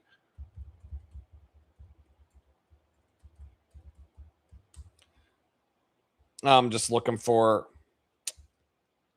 Oh, fuck yeah. I mean, this would be close. This would be close. Let me open up this image in a new tab just so you can get an idea of what I'm talking about. Something like that. The yellow, the Kodak yellow that takes up the dominant background of this package, she determined that that was 2% too much red. And so we're throwing away $2 million of that so we can reprint it with just 2% less red in the yellow background. So $2 million, she just decided, yeah, we're going to fuck it. We're going to throw it away. We'll do it again. Now, think about this for a second. Use some fucking comment. Now, this woman was a total fucking cunt. Just a total stuck-up fucking cunt working for the biggest company in town, chief marketing officer, the biggest, highfalutin fucking bitch that you can imagine.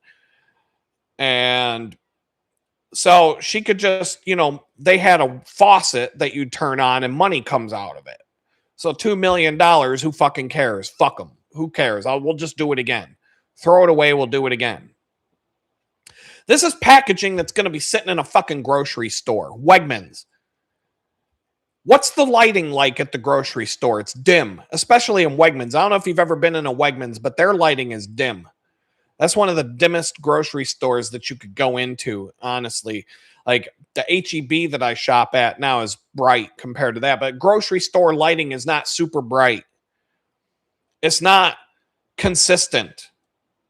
You're not, the lighting is going to have a major effect on how you see the colors in the packaging, number one. And that's why when you go to a press check, when you look at something that comes off a printing press, they put it on you're in a booth where the walls of the booth are this exact color gray. And the table or whatever it is that you lay the thing on to look at is pure white. The lighting is controlled. Everything is precise. So that this is the best possible way to look at this thing that we printed. But that's not going to match the real world. Colors change. When you take the same, like if you take that same thing and take it outside in the sun and you take it under fluorescent light and you take it take it into your house under incandescent light bulbs or an LED bulb or the color of the light affects the color on the package. The color actually will change. If you measured the color with a device out in the sunlight, under fluorescent lights, under an LED bulb, under an incandescent bulb, different lighting conditions, different strength of light, the color will change. So this bitch, this fucking cunt, she's like, okay, when the customer is in the grocery store and they see this shitty camera for $20 on the fucking shelf, you can see the the little hang tab right there. It's hanging on one of them little hooks. Whether it's at Walmart or the grocery store or whatever, a customer is going to pick that up and go, you know what? I was going to buy this camera today, but look at that fucking yellow. Look at that yellow in the background. It's just not right. I don't even know if that's real Kodak because, dude, that yellow has like 2% too much red in it. You know what? Fuck it, man. I'm going to go with the Fuji camera instead. Fuck, I'm not doing this. I'm not doing Kodak. They can't even get their yellow right. So I'm not buying this fucking camera. No, people aren't buying the camera because it's a piece of shit. And it's fucking stupid. And everybody's starting to buy digital cameras, and Kodak thinks that they're going to be the next best thing in film. They're not putting it back on the shelf because the yellow had 2% too much red in it. So, like, fuck you, bitch. So, so this is my experience at the exact same time that my mom was going through the shit she went through there. This was what I was dealing with. I had to go back into the fucking Advantix package that I just made and pull 2% of the fucking red out so that they could redo $2 million worth of packaging. Now, on top of that, once again, I worked in a studio that handled all of Kodak's packaging, or their film. Let me just pull up what does it Google Images show me here? Kodak.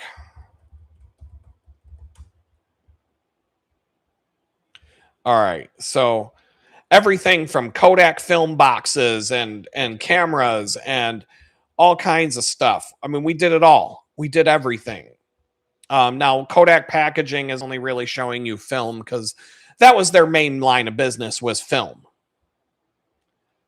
We'll talk more in a minute because I can segue. I wasn't even planning on sharing the next story, but this is a good set. This will be a good segue into the next one. But anyway, Kodak packaging. We did it all. Now, so as a result of that, we had a lobby in the when clients walked in, we had a big lobby, and then we had boardrooms, or meeting rooms, boardroom, whatever you want to call it. The big long table and 30 fucking chairs going around. The same kind of table Donald Trump has his cabinet meetings at. And on the shelves, Kodak packaging all over the place. Probably had 200 different Kodak packages on these shelves. Camera boxes, film boxes, other products that they made, printers. That Kodak used to make printers and they made all kinds of crap. And we did all the packaging for all of it. And when they threw away the $2 million worth of packaging, of course, everybody in the studio, I think there was about 30 of us that worked there. We're all gathered around. We're like, what the fuck is going on? Why? And like, well, because she's a cunt. That's what it was, because she's a fucking cunt. The account manager that had to deal with her directly he was miserable because he had to deal with her all the time. And he was like, yeah, she's just a fucking cunt. That's why we had to redo $2 million worth of packaging. And she's trying to blame it on us. She's trying to blame it on the printing company. Okay, another factor that will change the color of a package is the printing press itself. When you run $2 million worth of packaging on a press, especially at that budget for what these things cost, the color is going to change from beginning to end, especially with the technology the way it was back in the late 1990s, early 2000s. It was plate-based. It wasn't digital. It was printing plates with real ink. And those printing plates wear out after you've printed like 1 million boxes. And the inks, do different shit. So you could take one that came off the first 200 boxes and compare it with box number 1,223,000, they're going to look different. They're not going to be the fucking same. That's normal.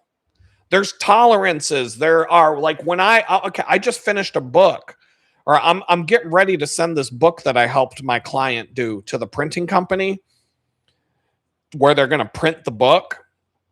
And I have to ask them questions like, what's your tolerances on the folding machine? Because I need to know the exact spine width, and there's a black band going down the spine of the book, and I need to make sure that the edges of the black band line up exactly with the fold. What are the tolerances for your folding machine? Will the fold line up with the black band? Do you have a variance? Do I have to take that into account as I'm putting this book together? And the one dude was like, well, we can handle the spine width. And I'm like, no, I'll handle it. You just need to tell me what the spine width is down to 1,000th of an inch, and I'll do it. And I'll hand it to you, and it'll be right. You won't have to touch it. And if you do have to fiddle with it, no big deal from there. But I don't have a spine width. I just took a guess at it for the design purpose of right now. I'm not I won't know the exact spine width because I still don't know the exact number of sheets of paper. I don't know the paper weight. I don't know that there's still unknowns, but I'm down to like probably being able to calculate it within 100th of an inch. So anyway,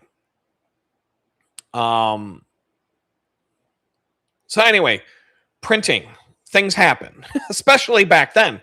It's better nowadays. It's more exact. It's better now than it ever has been.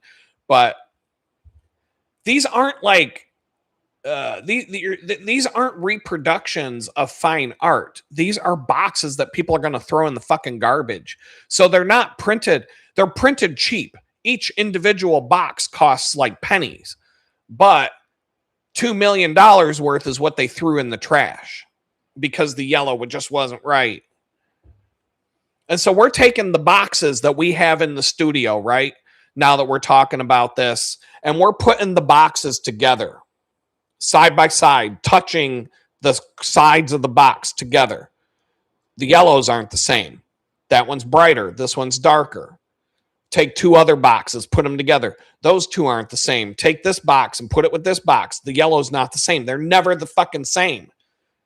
They could be, some are closer than others. Some are like pretty wild in terms of the difference, but nobody looks at it and goes, oh, that's not Kodak. Everybody knows it's fucking Kodak.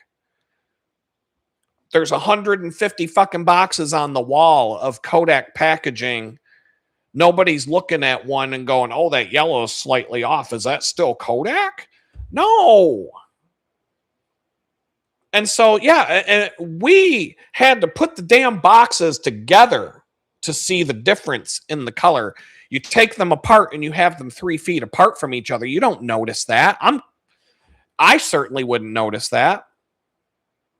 So you think the people at the grocery store, they're going to buy their film, and they used to sell the film, at the checkout line at the grocery store next to the beef jerky and the fucking the toys to try and get your little kid to scream and yell while you're trying to put the groceries on the belt, and bubble gum and all that dumb shit. The film would be right there. You think somebody's going to go, they always had Fuji and Kodak. Fuji and Kodak. You think somebody's going to look at the Kodak package and go, well, that yellow just isn't quite right. It has 2% too much red in it. Fuck it. I'm getting the Fuji film. Put that in your cart. No. So the point of all of that is this fucking cunt threw away $2 million worth of boxes because the red, in her opinion, wasn't quite right. And she ate that. Kodak paid for that. The printing company was like, fuck you, we're not doing that. Or the design firm I worked for, they're like, fuck you, bitch, we're not doing anything to fix that. That's on you. We did our job. I mean, for us, I could open up my Photoshop file, take the eyedropper tool, sample that yellow, and say, this is exactly the yellow that it's supposed to be. I forget what the exact percentage of magenta. It's full 100% yellow, something magenta. 4% magenta. I don't know. I fucking don't even want to guess. I want to say 10% magenta, but that even seems a bit too much. I guarantee you I could find out. There's a hex code.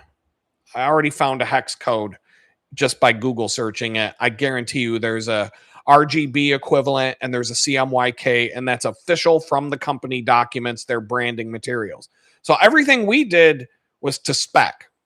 You're not getting any fucking money out of us. You're not getting a refund on that. Printing company is like, it's tolerances. Most people understand that for some shitty ass packaging that people are just going to throw in the trash, there's variances and they just live with that. But highfalutin snob bitch ass cunt from Kodak, who's worth, millions of dollars, lives in a giant mansion on the lake.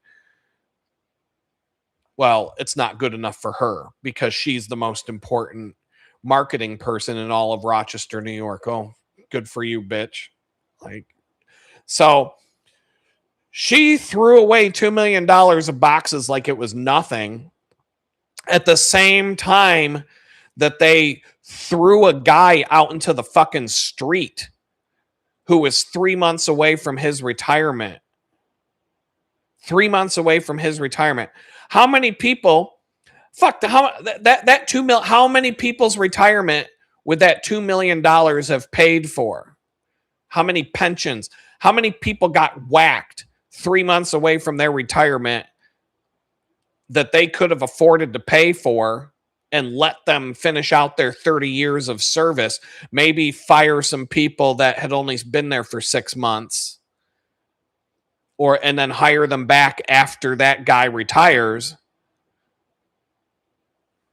How many people could that have saved? That $2 million that bitch threw away on a whim.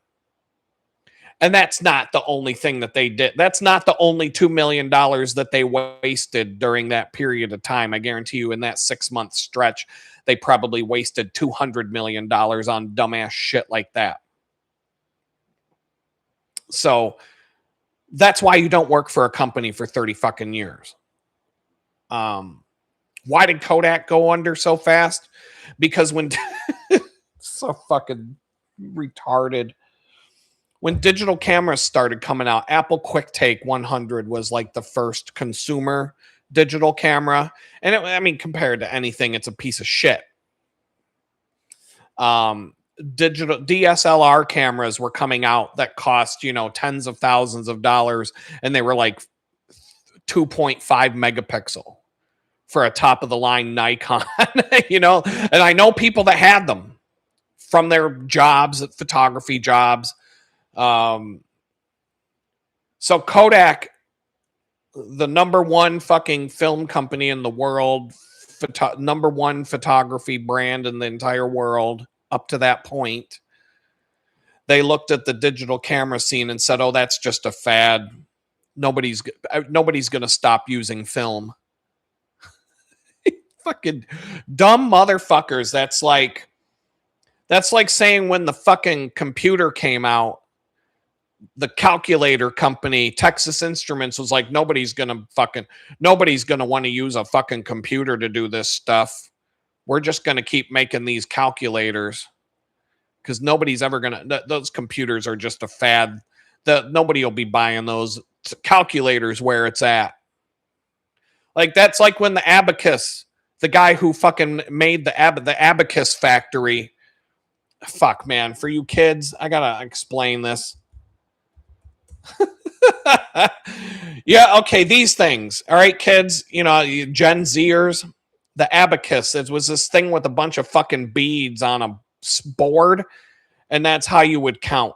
That was your calculator back in the day. And then, okay, you might not even know what a fucking calculator is, but here you go. In Texas Instruments.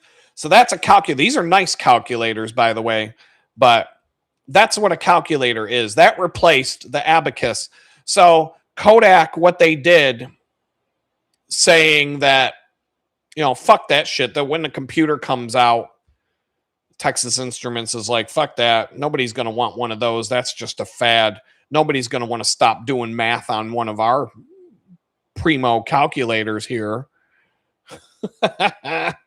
And that was basically like, the abacus factory saying when Texas Instrument came out with their first calculator, Oh, nobody's going to want one of those. Why would you want one of those fad calculators when you can use one of these things to count your fucking money with and to do all your math with? A bunch of beads on a fucking board. So that's what they did. They said, we don't need to worry about that digital camera shit. Fuck that. Nobody's ever going to stop using film. And then like 5 years later, camera technology got to the point where you can buy a high-end DSLR now for like $1,000 used, $5,000. It's going to be like, they're probably up to 100 megapixel now for a top-end Nikon DSLR. The Sony's, Nikon, Sony, Canon, that's their game now. And Kodak was like, see ya. That's why Kodak had 145,000 employees and now they got 3,900 employees because they're fucking idiots. Worked for another company. That's a segue right into another company that did the same kind of shit. We're at like an hour and 55 minutes. So I'll give you one more example. Like I said, I could talk for 10 fucking hours without having to have notes about this exact topic, about why what are companies doing these days to screw you over and keep you poor. We got to talk about how they keep you poor, how they keep you dumb, how they keep you sick and tired all the time, because the end game is coming up. And I'm not going to be able to finish this in an hour and 5 minutes.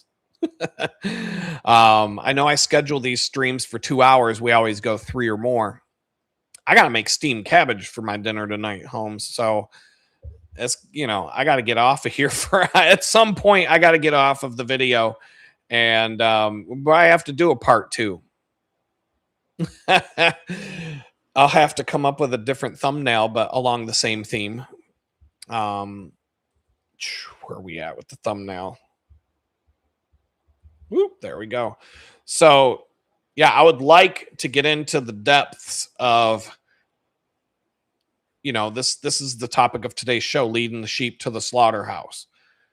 But how are they going to get us to all go there? Right? They got to make us all dumb. They got to make us all broke, sick and tired. That's the 3 easiest ways to keep these peasants under control. It goes all the way back to the beginning of time. So the company, I worked for another company. So, I see companies do this kind of dumbass shit all the time. I worked for a company in Pittsburgh. One has nothing to do with the other. My very first day working for this company was the day of their IPO on the stock market, initial public offering. This was their first day listed on the NASDAQ stock market. I don't know if the CEO got to go to Manhattan and ring the fucking bell and all that bullshit that they do ceremoniously, but my first day at that job was the company's first day as a publicly traded company, and their stock price started out at $18 per share. The day that I left, so fucked up. The day that I have to use AI to do this math because this math is too fucking crazy.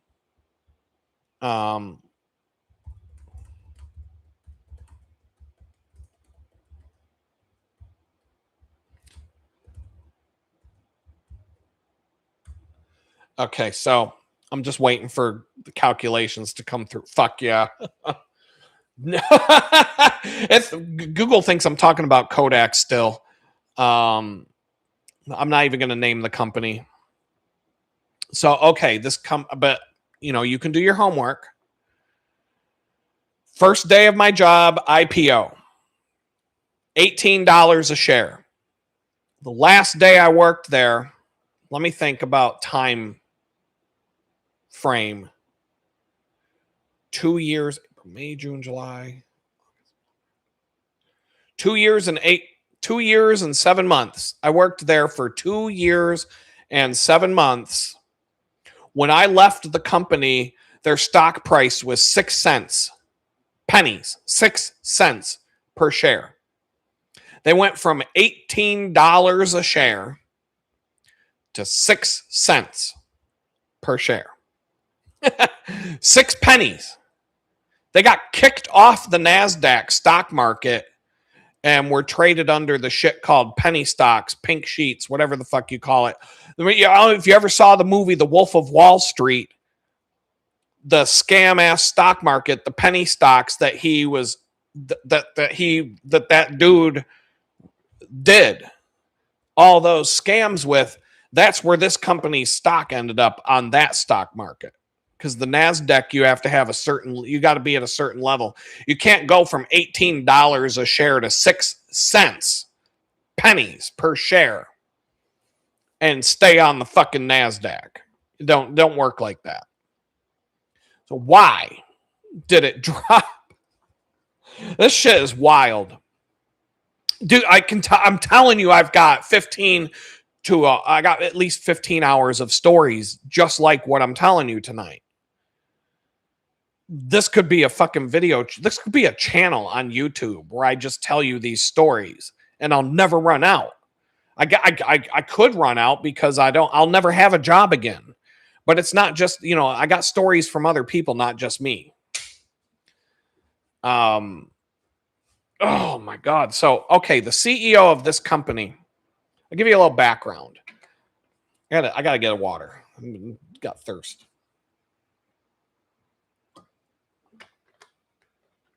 All right, so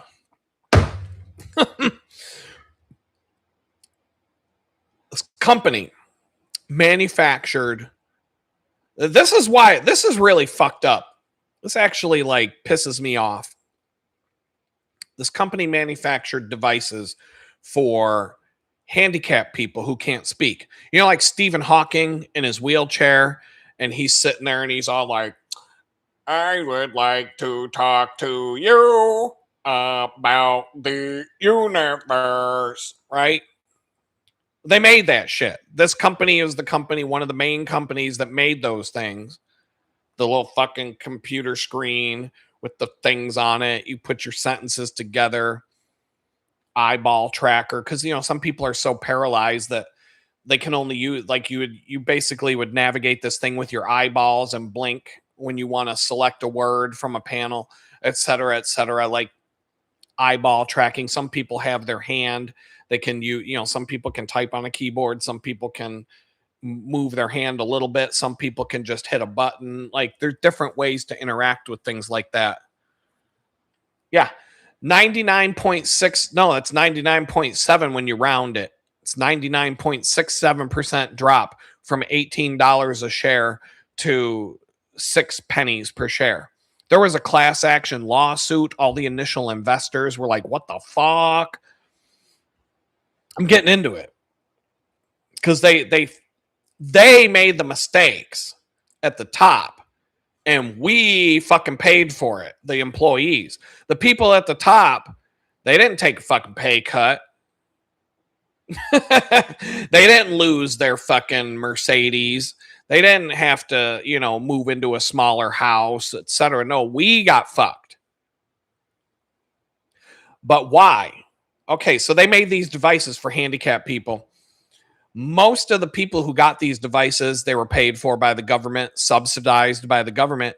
They were charging $10,000 to $15,000 for these devices. That's how much one of these things cost. Most families can't afford that shit for their handicapped kids, whatever, but the government grants and all that kind of stuff would kick in. Every time they sell one of these devices, they're getting $10,000, $15,000. Now, the iPad had been out for a bit. The CEO of the company fucking said to a whole room full of people, me included, oh, that's just a fucking trend. That's just some trendy bullshit. Nobody's going to want these things. Nobody's going to keep buying these things. Oh, the iPad's just a fad. It's going to go away. We don't have to worry about that. But at the same time, they developed an app for the iPad. They spent $2.5 million on an app for the fucking iPad. Developing it, testing it, to going through the whole thing. Um, they had a language library of pictorial symbols. I wonder if I can even pull that up. Huh.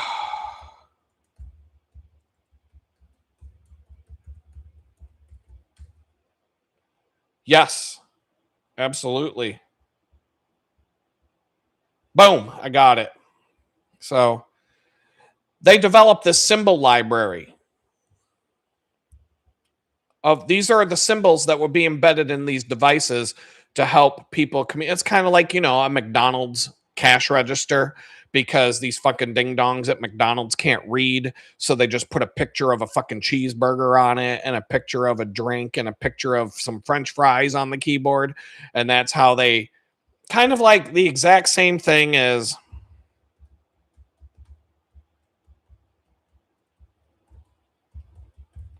in that documentary called Idiocracy, when the doctor would put in what's wrong with you, it would be on the McDonald's keyboard thing that looks like this.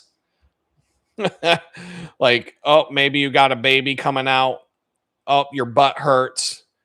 Oh, you got struck by lightning. Oh, you got a knife in your head. Your foot hurts. Basically, it's the same shit. Well, they had that proprietary symbol library was something that they created, and they owned the patents, copyrights, trademark, whatever you want to call it, with that.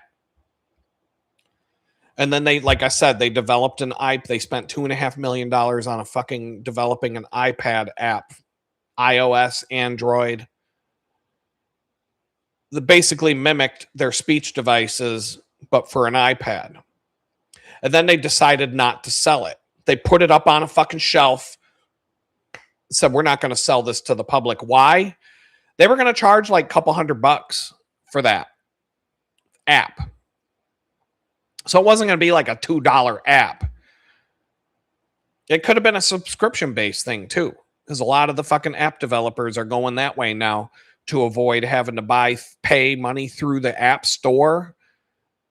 You download the app for free and then you pay a subscription fee directly to the company, like Strava and other apps.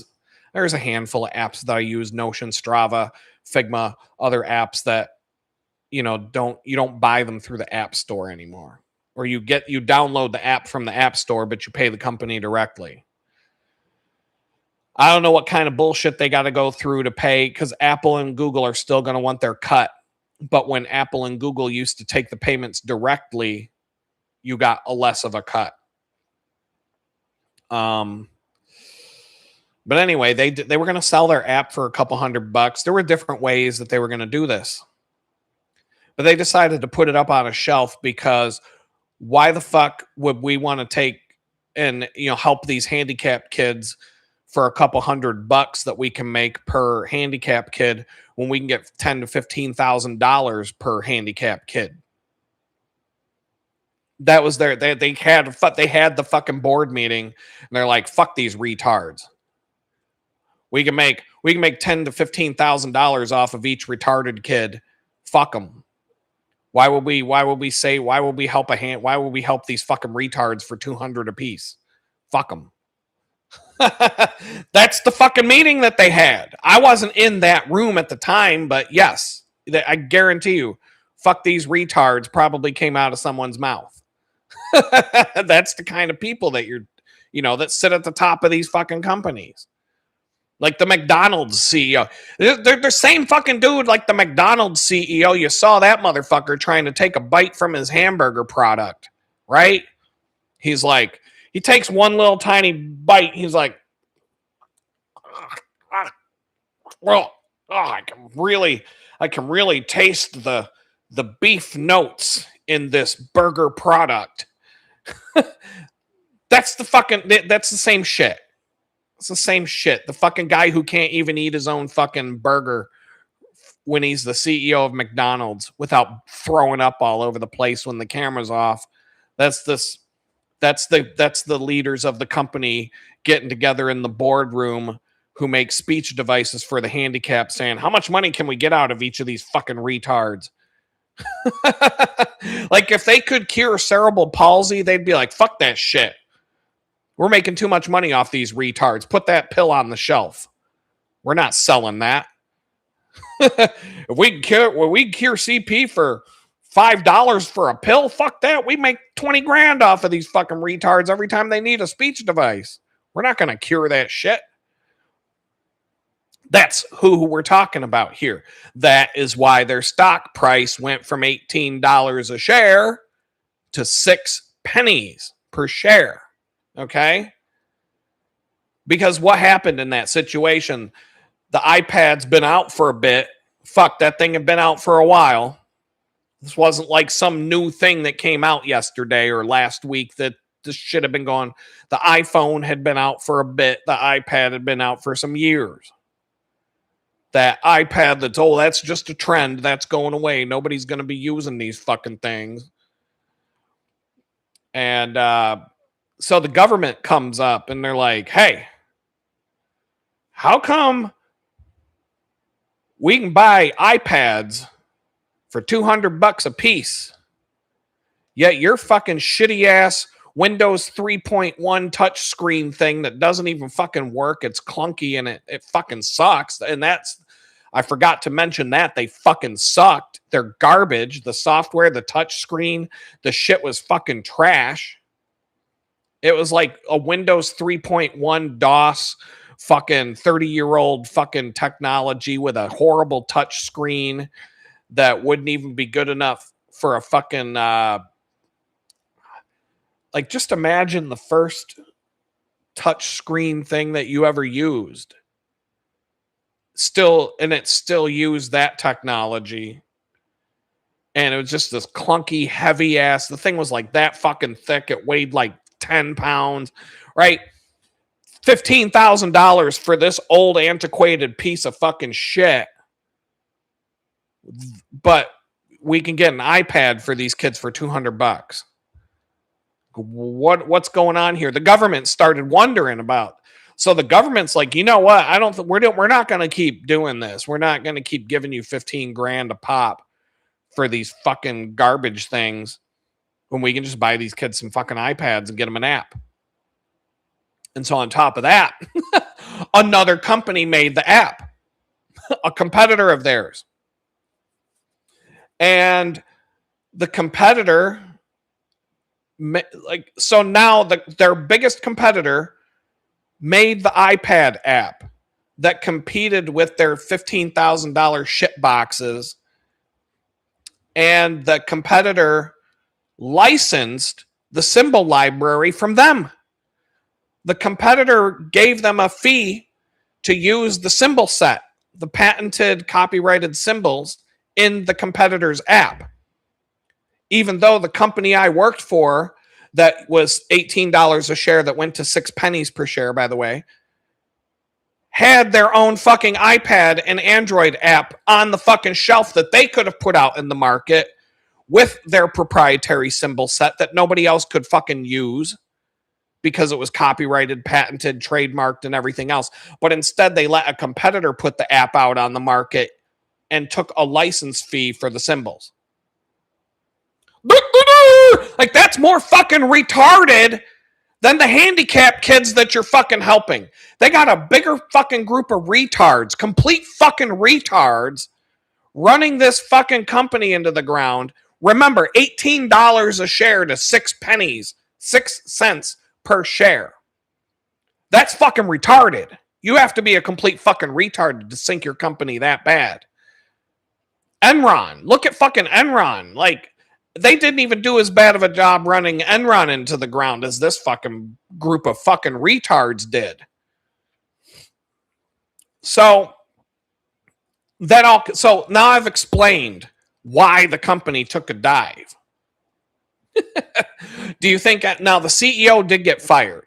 The CEO with his nice corner office. The CEO had a corner office that was completely on the other side of the floor away from everybody. He never interacted with an employee. This was like a 200 to 400 person company. This wasn't a huge company. It was a specialized niche. It wasn't like they had thousands of employees. They manufactured the devices in the building where I worked at, and it was like an office building. I mean, they had a floor below where I was, where it was like an assembly line, people with fucking soldering irons and shit cobbling this shit together. But they could have easily switched their business model to, keep up with the fucking times. Stop trying to take advantage of retarded kids and their families. But Jesus probably wasn't too happy with that, so that's why the stock price went from $18 a share to 6 pennies. Even God was like, fuck these motherfuckers. But the people that got hurt were us, the employees. That CEO jumped out of his corner office with a fucking golden parachute and floated right down to Carson Street and walked over to his Mercedes and drove home to his mansion. And he's probably still making money from that shit today. And, Blue Sky, you are totally... Do we got to talk about Sears? About Eddie Lampert and Sears and how Eddie Lampert, the way he got rich was gutting companies. Just like you said, behind the scenes deals. There is big money for tanking a company if you are in the know of the backroom deals. Michael's, the craft store, Joanne Fabrics. There's a mall in Jamestown. There's a dead mall in Jamestown, New York. There's a company that goes around and buys all the dead malls and keeps them dying on purpose because this fucking billionaire makes more money by taking advantage of dead, dilapidated malls that have no stores in them because it's all a big fucking scam.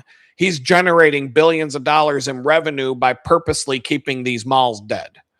You can look all this shit up. I mean, I'm not kidding when I say I can talk about this for 30 fucking hours straight and never run out of things to say. And I'm not even looking at notes.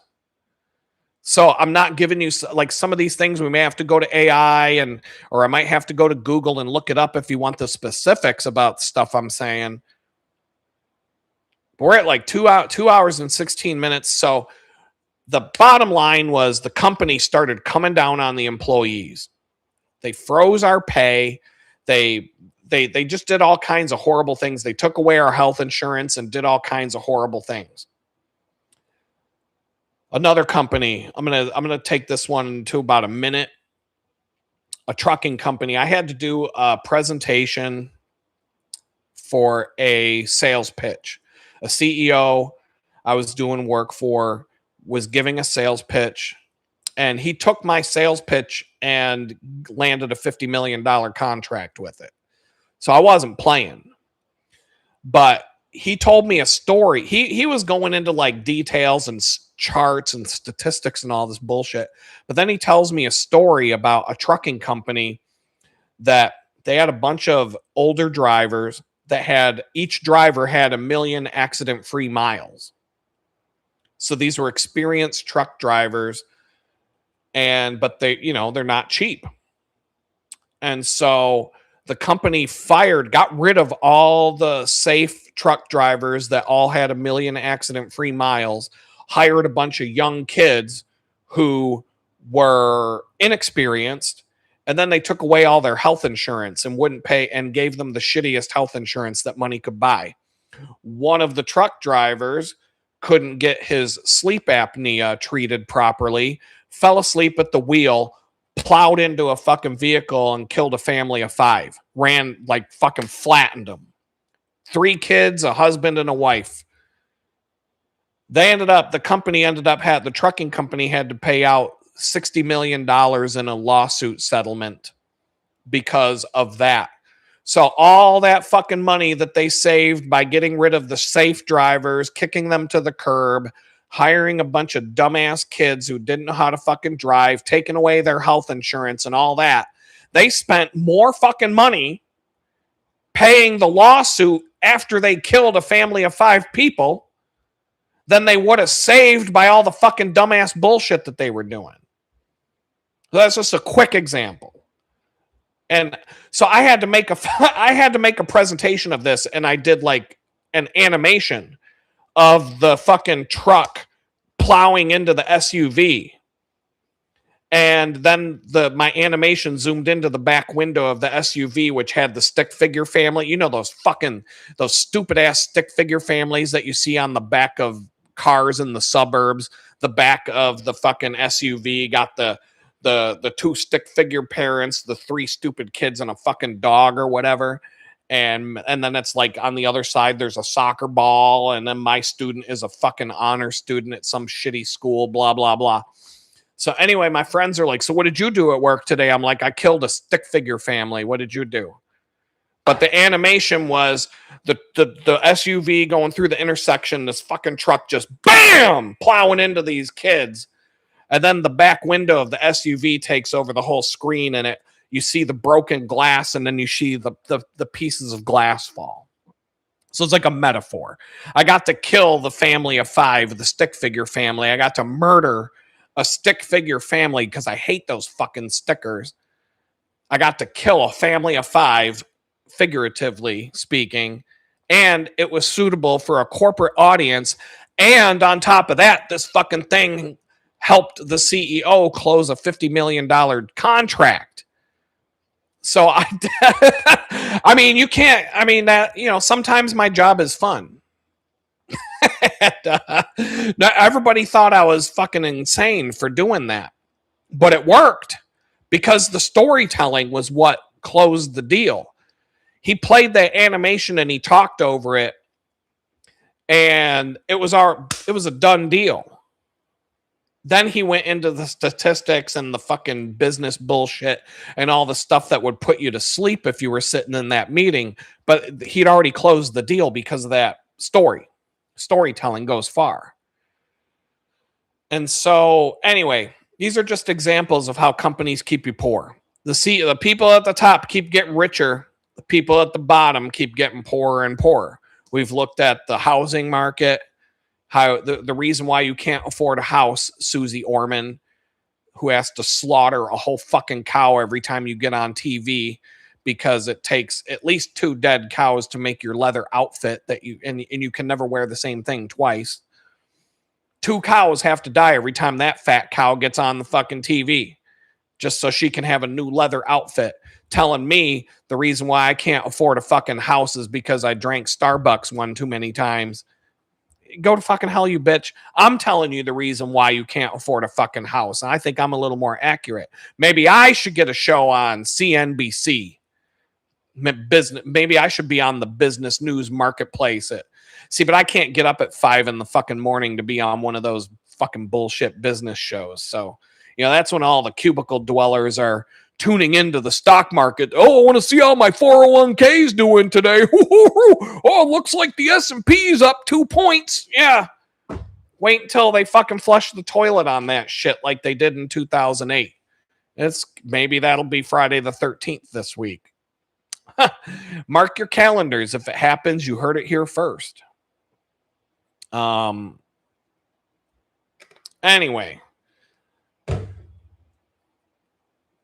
Anyway, so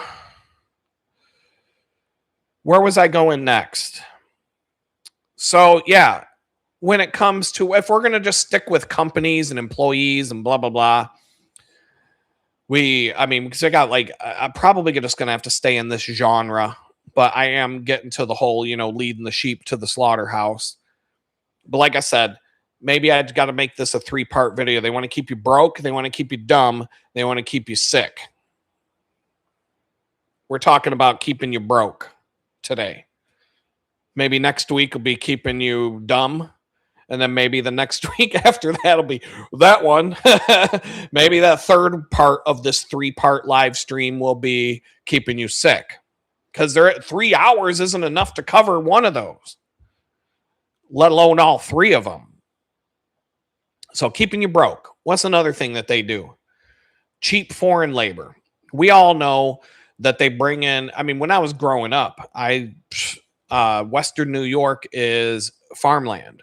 Where I grew up, made a lot of farmland, cabbage, onions, different things like that. Major farms in that area where I grew up. Every year, there would all of a sudden be a whole bunch of new kids at school that didn't speak English. They all come from Mexico. No habla inglés. Why? Because the Mexicans come up to pick the cabbage. And then when cabbage picking time is over, they go back. And I'm just saying that the statement I just made about bringing cheap labor in from other countries illegally to do our jobs just triggered 20 more fucking stories that I can recall from my past and things that I've seen. I remember the boss that imported a bunch of illegal mahogany for a fancy office he was building, and he brought a bunch of illegal workers from Brazil and hid them in the basement of his house and drove them back and forth to the company in a U-Haul van. Had them all, he had 20 fucking immigrants, illegal immigrants, climb into the back of a fucking U-Haul truck every day, go back and hide in the basement of his house, and then come back to the building the next day to keep working on his illegal mahogany office. And that wasn't even his real office. His real office was in the basement with an escape hatch for when the FBI would come to raid the building. He'd get about a 2 to 5 minute head start to his secret escape tunnel. Not even fucking joking.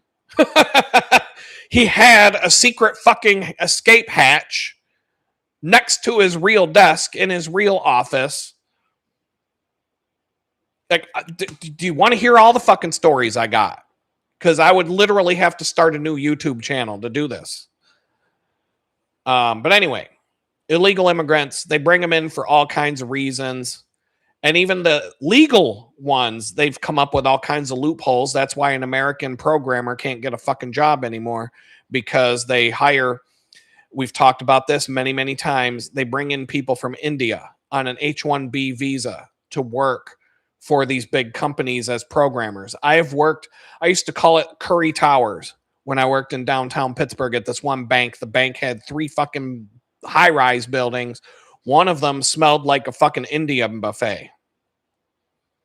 The whole fucking, I mean, it was like going to it was like straight up, it was like being along the banks of the Ganges River. Every time I went in that fucking building, there'd be like one American in that building for every 3,000 people from India. And they're saying, oh, we can't hire her. We can't get we can't find any Americans who want to do this job.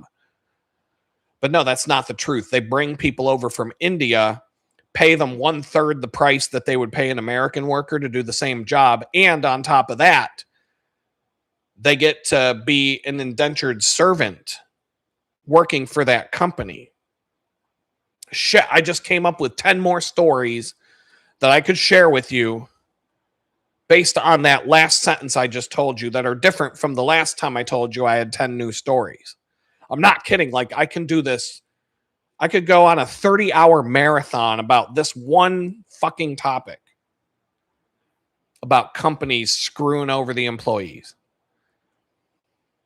But anyway, Team India. The reason why all programmers are from India now, all customer service, all of these jobs were shipped off. Some of them were shipped off overseas because telephone, they don't have to be sitting in a call center in America. That's why every time you call, thank you for calling AT&T, right? You can never understand what they're fucking saying. You got to do it on the chat. When you get in touch with Amazon's customer service now, do you call them? Fuck no, you go on the chat, because that's the only chance you're going to have of being able to understand what they're saying to you. So yeah, they outsourced the labor where they can and just send it overseas. But for the jobs that have to be done here or should be done here, they'll just bring them in from other countries, pay them 1/3 the amount that they'd have to pay a worker in America to do the same job. And that person who comes here from India to be a programmer at the bank can't just go get another job. That's that's indentured servitude. That person is, the company is paying for that person to be here on a visa to work. That person can't just go get another job. So if the working conditions are bad, if the pay is bad, et cetera, they're not free. They're not free to just go get another job. They got to go through a whole bunch of shit to become an American citizen or to be permanent here, have permanent status to where they can have the freedom to go bounce around from job to job. And I've known people from India who have done that. The difference is they're actually good at what they do. But a lot of these fucking ass clowns that they bring over here from overseas are garbage people. They're not. I don't mean that like in terms of like they don't take baths and stuff. I'm saying they suck at their job. They're shitty programmers, but they're so cheap that they can hire 5 of them for the same price of what it would cost an American. And these companies don't give a fuck about their shitty ass code and their broken shit, the software that doesn't work. It has to be cobbled together just good enough to get someone to pay for it. It doesn't have to, quality doesn't really come into play anymore. The only time they care about a bug is when they're going to lose money for it. If there's a security issue that could cause them to lose millions and millions of dollars, the CEO isn't going to be able to afford hookers and blow, isn't going to be able to take the private jet to Epstein Island because his company lost too much money last week. They're going to fix that one. But the other bugs and the other problems and the bloated fucking code and all the bullshit, they don't give a fuck about it. They don't care if it's good or not. That's why everything you use is broken now. There's a bug on that MacBook right now. My balance keeps shifting. Audio balance, left, right in the system settings will just shift randomly to the left for no fucking reason. Nobody knows why. This has been a problem for 20 fucking years. This goes back 20 fucking years that the MacBooks and Apple computers just have this problem where the software just glitches and throws the audio left-right balance out of whack. So you have to download an app. In my case, the app is called Balance Lock. So some fucking programmer had to write an app to keep your balance locked in the middle because Apple's system software can't fucking do it. It's been 20 fucking years. Do you think they're going to fix it tomorrow? No, they don't give a fuck. It's been 20 fucking years and they still won't fix it. Why? Because Team India don't give a fuck. That's why. And neither does Apple. But here's the thing. We got AI coming out left and right. Programmers. Every time, I'm not shitting you. How many fucking followers do I have on LinkedIn right now? Because I started over a LinkedIn account. I got off LinkedIn in 2017. I probably had 500 people I was connected with on LinkedIn, but then I deleted my account.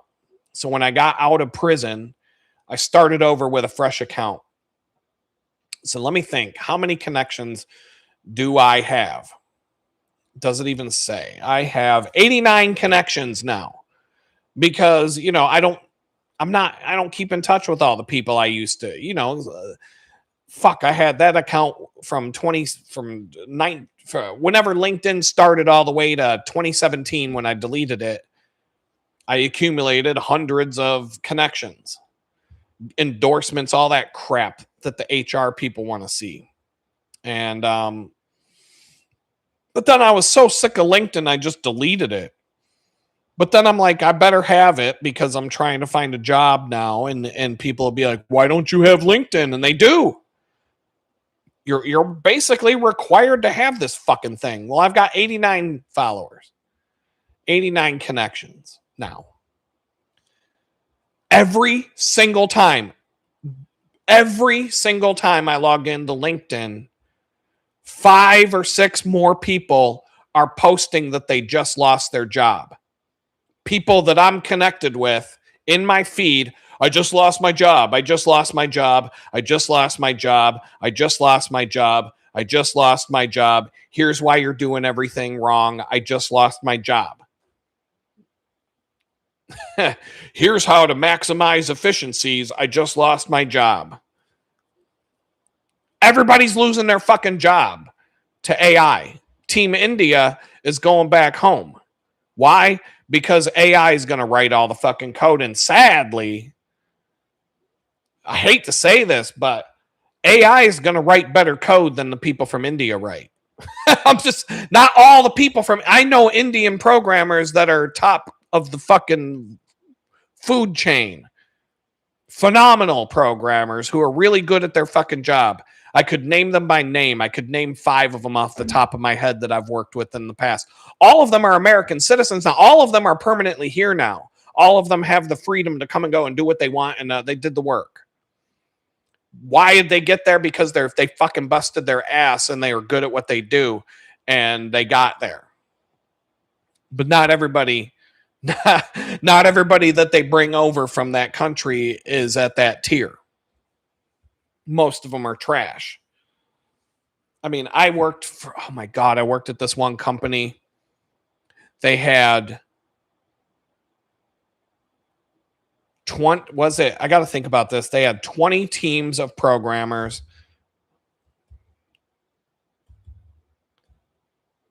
No, they had 200 teams of programmers of 20 programmers each. No, they didn't have that many employees. What was it? I want to say it was a 10,000 person company, 8,000 of which were programmers from India. I'm not fucking joking. Whether they were here in America or whether they were overseas.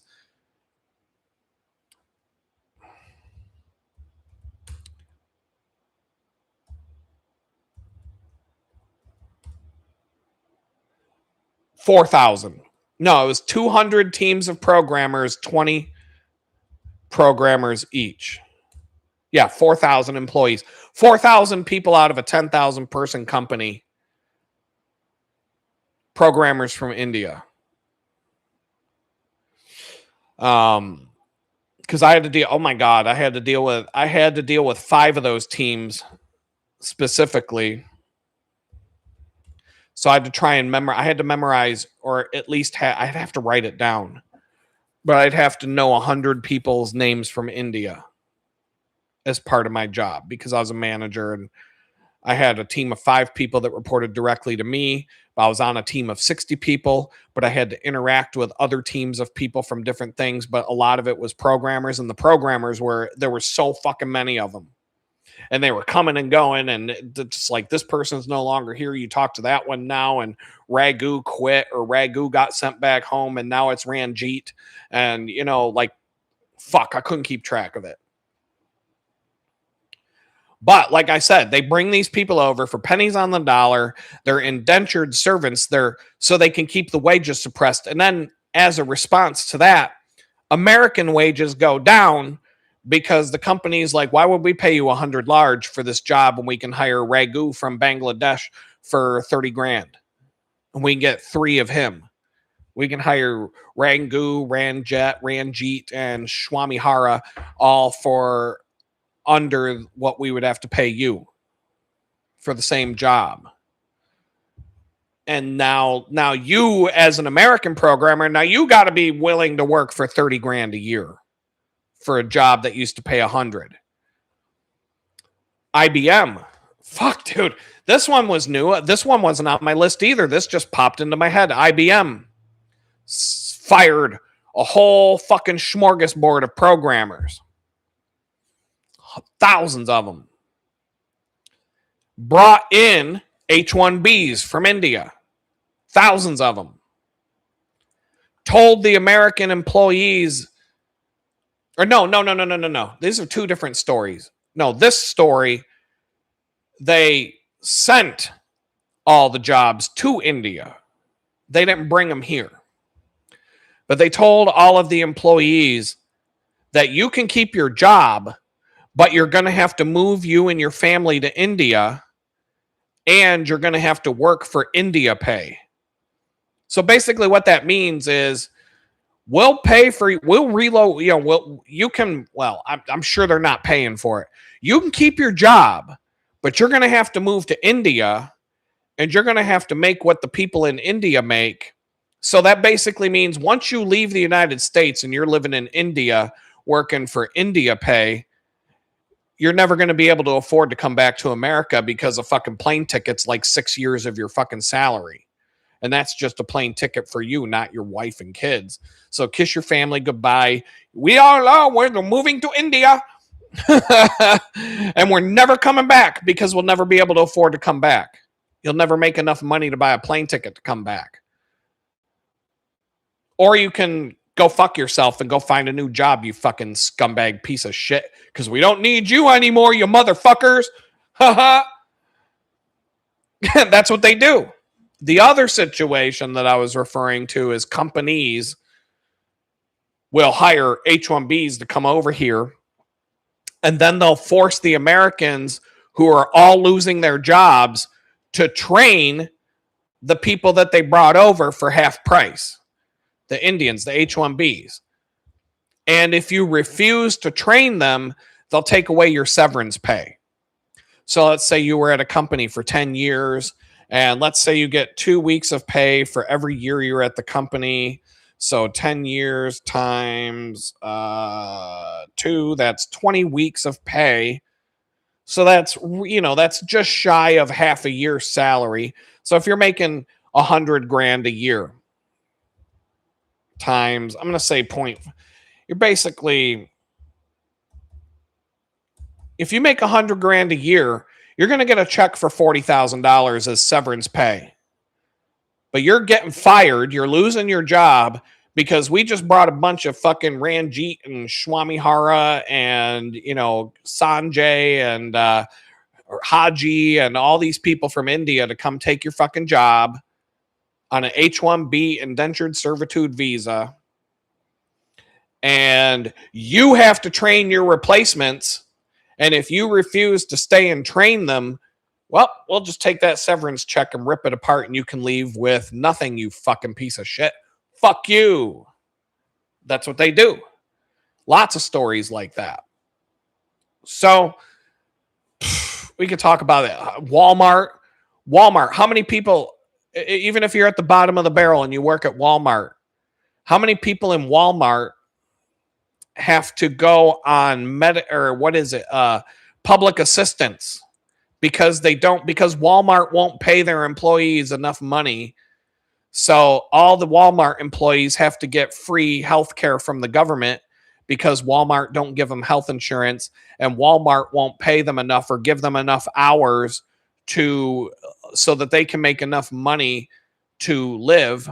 So they all go on public assistance. They're all getting welfare, food stamps, and government health insurance for free because Walmart's basically just subsidizing our tax money to pay their employee benefits because they won't pay their fucking employees enough. And one of the ways that they do that is when Obamacare came out, Obamacare was supposed to make it so everybody has health insurance. And Obama was like, fuck you peasants. We're going to make health insurance 4 times more expensive. We're going to take away all your benefits so that even if you get sick, your health insurance won't cover anything. And we're going to make you have it. We're going to force you to have it. And if you can't afford it, you can pay a fucking fine. Go eat a dick, you fucking scumbags. That's what they did. That's exactly what they did. Jack up the fucking premiums, take away the benefits, require you to have it. And if you can't afford it, you got to pay a fine. But if you work at Walmart, and one of the things that came with Obamacare is every company, when you work full time, which is 40 hours a week if you punch a time clock, hourly wage employees, salaries different. Hourly wage employees who work 35 hours or more are required, the company is required to offer you health insurance. So that's why every bottom of the barrel company in America, all of them, they refuse to let you work 40 hours a week. They would rather hire 2 employees that work 20 hours a week than 1 employee who works 40 hours a week because they don't want to pay for your fucking health insurance. They don't want anything to do with that for you fucking scumbag piece of shit peasants. So that's why peasants have to go and get 2 20-hour-a-week jobs or 3 20-hour-a-week jobs to pay their fucking bills because no company will hire you and give you 40 hours a week anymore, at least not at those shit jobs like McJob and Burger shit and Walmart and Target and all that kind of bullshit. And you're usually not making enough money at any of those jobs where, well, you're at the poverty level so you can get food stamps and welfare and all this other shit that they'll throw at you. And it's just like Blue Sky says, it's called corporate welfare when the employees have to get government services. But, like 20 minutes left before the 3-hour mark here. And the one thing I wanted to talk about was this AI AI, all the Indians are going back to India now because AI is going to write all the code. So American programmers, you're fucked. You're not going to get a job. AI's writing all the code now. Fuck it. I've used AI to write code for shit a little bit here and there. And I'm like, yeah, we're fucking done. when I had AI write me a JavaScript function, hundreds of lines of code that would have taken me 8 hours to do myself and do it in 30 seconds when I told it what I was trying to do. And then every time I found a bug, I just told Grok, hey, I found this bug. This is what happens. Grok would be like, oh, okay, here you go. I fixed it. I mean, I still had to know what to do with the code. It wasn't like Grok could do my whole fucking job for me. But I finished this thing in an hour that would have taken me 8. And so, and that's just me fucking around. This AI shit is getting insane. Of course it can write code. It is code. Nobody's better equipped to understand code than the fucking robot itself. You know what I'm saying? Like, they speak in code. And we're just in the infancy, and look at how much it takes off and look how much it changes. Look at this. Look at this right here. Perfect fucking example. I went to AI and I said, hey, I need a fucking image of a bunch of retarded ass sheep being led to a slaughterhouse. Make sure there's black smoke coming out of the smokestacks, and I need to have a shepherd in there, but I want it to look like he's from the Bible, like Joseph or Abraham or some shepherd from the Bible with the hook thing and whatever. That's exactly what I typed into the fucking thing, and this is what it gave me. You're like, oh, got it. Done. And I had to be like, well, can you make the shepherd a little bit bigger? And I'm like, can you mix up the sheep a little bit? Make them different colors. I mean, I had to fuck with it a little bit. But I mean, that's how fast it was. It took me 15 fucking minutes to make that thumbnail with AI because all I had to do was tell it what I want. Let's see, what else? What else did I do with AI? Fuck. I don't always use AI. Okay, this one. I said, I need an image of an owl holding a Super Bowl trophy with the ticker tape coming down like he just won the Super Bowl. Boom. That's what it gave me. Done. Yeah, got it, Holmes. Here you go. Done. What else did I do with AI? Oh, let's see here. There's another one. Okay, this one took a little bit of finagling, but I need a dude at a strip club with a phone in his back pocket, but you need to be able to see the phone, and make sure the stripper's in the middle of the club, and it needs to have, and I said something about it needs to have not a lot of people there because it's the lunchtime buffet, and then I need a phone with I need something that looks like it's sending out a signal.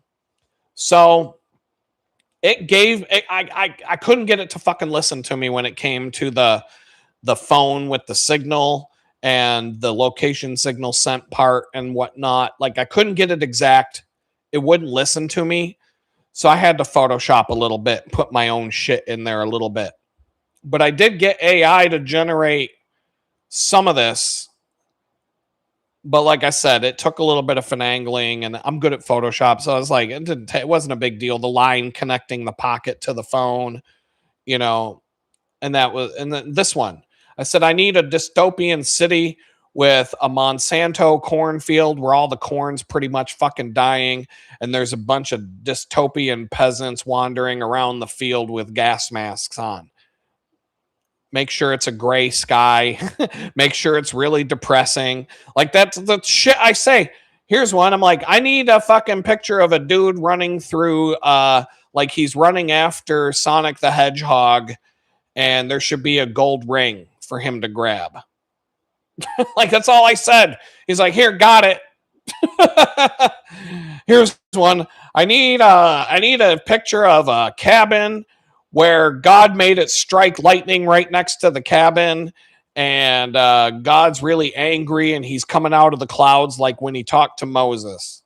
And this is what I got. And I actually had to prompt this one up for about 20 minutes. And I still had to use Photoshop on this a little bit because the AI wouldn't listen to me.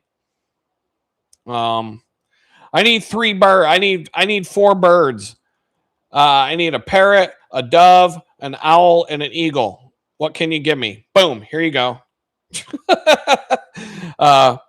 I need a dystopian explosion in the middle of Times Square on New Year's Eve. Here you go. I need a fucking cult member. They need to look like zombies. They need to have that 1,000-yard stare. One of them should be wearing a MAGA hat. The other one a COVID mask. Boom. Here you go. Got it. I need a hillbilly flying an American flag who looks like he's a cult member and he's got someone locked in a tiny little cage. Here you go. Gotcha, homie. Like, AI can do this in the blink of an eye. Like, it ain't no fucking thing. So, yeah, we're fucked. We're all fucked. Like, if AI can do that in 10 seconds, we're fucked. We are all fucked. And why are they doing this to us? Why are the elites pushing AI on everything? They're putting AI on your fucking refrigerator. I just saw a fucking ad for a washer and dryer with AI in it. I'm like, why the fuck? What the fuck do you need AI in your washing machine to wash your fucking clothes? Just some shit that's going to break. What else are they going to put? They got AI for your fucking stove. They got AI for you're going to have you're going to have a shower with AI in the shower head. Like, you're going to have a fucking washcloth with AI built into it. When you scrub your fucking bunghole, it's going to do it with AI now. It's going to tell you what you had for dinner today because it's sensing all the fucking poop molecules you just scrubbed up with your fucking AI enhanced washcloth. You're going to have an AI t-shirt that analyzes your fucking sweat and tells you what's going on there. Like, who fucking needs any of this bullshit? They got the AI sunglasses. Then it just turns out that they're always on. Mark Zuckerberg, when you got your Meta sunglasses, if you just set them on the shelf and, like, say you put them on the nightstand, you turn around, you bang your wife. If the sunglasses are still looking at you, Mark Zuckerberg's banging one out while he watches you bang your wife. They just came out with that. They never turn the fucking camera off. They're always watching it. Like, what the fuck, dude? I don't need to walk around the world with sunglasses that make everything look like what the fucking Terminator sees, where it's got a fucking readout and a target acquisition thing and all the, like, fuck, I'm good. Good. I don't need it. But the reason why they're making AI everything, and they got the robots, they got robots doing it. They're fucking replacing all the jobs with robots, all the manual labor jobs, robots. Truck drivers, they're getting rid of all you motherfuckers who told me to go get a job as a truck driver because I'm a piece of shit convicted felon and truck driver is the only job that I can go get now. Well, what happens if I go get my CDL and I go to truck driving school and they get rid of all the fucking truck drivers because we got self-driving trucks now? We don't need truck drivers anymore. AI drives the truck. We got fucking cabs.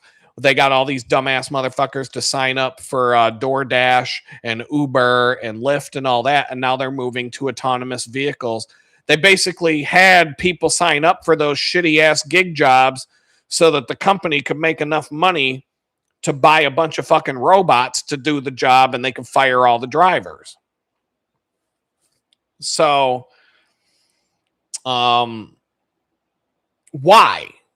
Because the elites, let's take a look at something you may have heard of before called you may have heard of this. Some of you kids, some of you young kids might not know about this, but why the fuck can't I open this? Come to the front. Oh, maybe I closed the window. Hold on. We're going to look at this thing called, I'm going to find a nice high-res image. If I can find, if it's possible. So we're going to look at a thing called the Georgia Guidestones. This is fancy little monument that they had in its random place in Georgia. But some fucking hilarious dude showed up and blew that motherfucker up in the middle of the night. I was in jail when I saw this. And I was like, hell yeah, August 12th, 2022. Holy fuck, no. That's fucking crazy. Hold the fuck on. I didn't even realize this. This is a wild coincidence.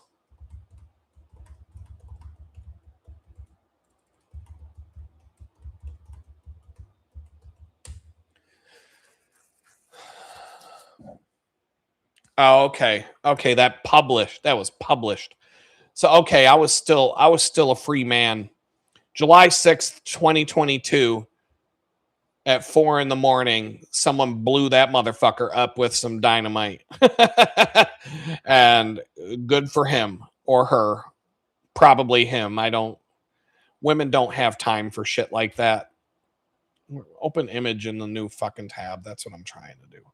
So this monument in Georgia, which is no more, was just a bunch of fucking stones like a rich dickhead Stonehenge. Nobody knows who paid for it. Nobody knows who built it.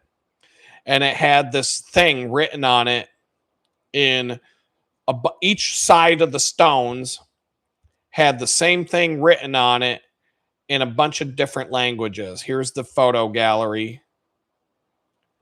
All right. So here we go. This is what it said. Now, this is basically the plans for what they want to do to all of us. But it didn't, at the time that this thing was put up, it didn't seem like it would have an easy time doing this. Maintain humanity at under 500 million people in perpetual balance with nature. Guide reproduction wisely, improving fitness and diversity. Unite humanity with a living new language.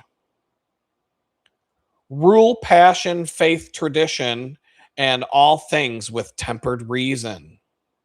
It's like a one world religion, isn't it? Protect people and nations with fair laws and just courts. Let all nations rule internally, resolving external disputes in a world court. Oh, yeah, that one world government. They talk about this shit in the Bible, too. It's in the book of Revelation and in the book of Daniel, if you're interested in seeing where all of this shit goes. Avoid petty laws and useless officials. Balance personal rights with social duties. Prize truth, beauty, love, seeking harmony with the infinite. Be not a cancer on the earth. Leave room for nature. Leave room for nature. So the main thing here is maintain humanity under 500 million. Let's do some math with Google Gemini. What is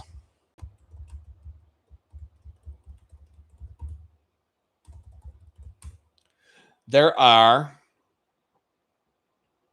8.28 billion people. All right, so what is the percent decrease from 8.28 billion to 500 million?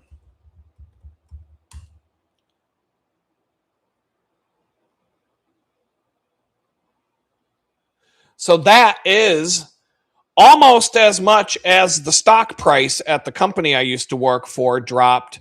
The 97% decrease in the stock price from $18 a share to 6 cents per share. Well, to go from 8.28 billion people down to 500 million. Oh, the target number famously inscribed on the Georgia Guidestones.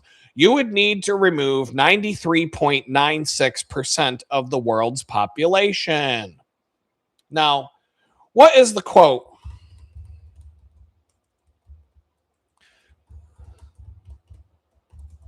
From Bill Gates, where he said, if we do a good job with vaccines, we can reduce the population world by like maybe not was it what did it happen? What was it?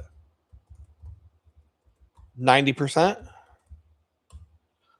I think I can get this thing I might have to go to Grok for this one. The world today has 6.8. This is Bill Gates's quote. The world today has 6.8 billion people.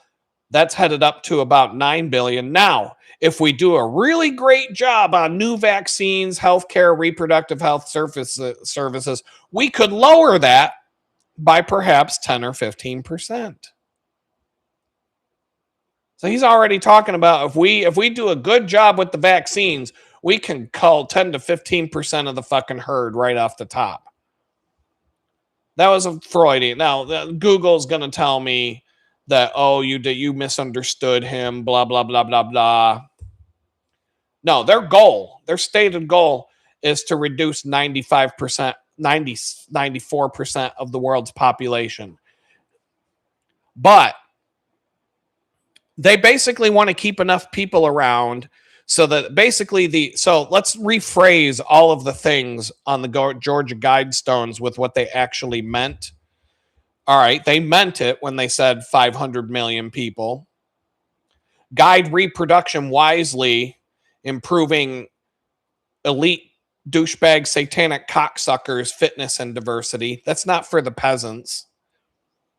Unite humanity with a living new language. Okay, everybody, that's a one world government. Everybody speaks the same language.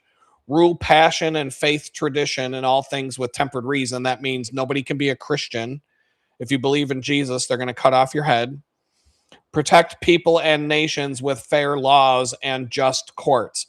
That is okay. We all know that the word justice means what? Just us. That's justice for them, not for the peasants, not for you. Okay, that's justice for them. For the CEO that may rule internally, resolving external disputes in a one world government, perhaps. And nations, what the fuck is the corporations already have more power than the nations. Let all elite satanic cocksucker child molesters rule themselves, resolving our differences in a world government court. Avoid petty laws and useless officials. What that means is let satanic child molesting billionaire cocksuckers avoid petty laws. And get rid of all these government officials that we don't need. Keep the government officials to keep the peasants in line. Because out of that 500 million people that are going to be allowed to live, there's going to be like a few thousand people that this utopia applies to. And then the 499,000 for the 497,000 people left, it's going to be a dystopian fucking nightmare where you're living in a communist apartment block with a fucking shock collar around your neck being told what the fuck you can and can't do. It ain't going to be utopia for you. They're going to keep enough people in the herd, basically the people that wait on them, the people that bring them the food at the restaurant, the people that cook the food, the people that clean their fucking toilets, the people that do the chores, the people that pick the cabbage, the people that do all the fucking work. They're going to let just enough of you live. But how are they going to get rid of 94% of the world's population and be able to live large? Well, now you know why they're building the AI. Because these elite satanic cocksuckers they just want to have enough people around so that there's kids to rape. So they can they got enough people in the population so that they can take your fucking kids, fuck your little boy in the ass, do all the shit that they do, sacrifice the babies at the Eyes Wide Shut party in the Bohemian Grove out in the fucking woods and whatnot. They want to keep enough of you fucking peasants around so that they can feed off of you But for most of the work, for most of the jobs, for most of the shit that these people need, they got robots and the AI. They're going to be so AI and robots means that they can eliminate 93%, 94% of the world's population, and they're still going to live their best life. And it's going to be like the fucking Hunger Games, right? Where the peasants, you get to live in a fucking block, some sort of communist shithole that's maybe like 5 miles wide and 5 miles deep with a bunch of fucking shitty square brutalist apartment buildings. Let's just look at communist architecture.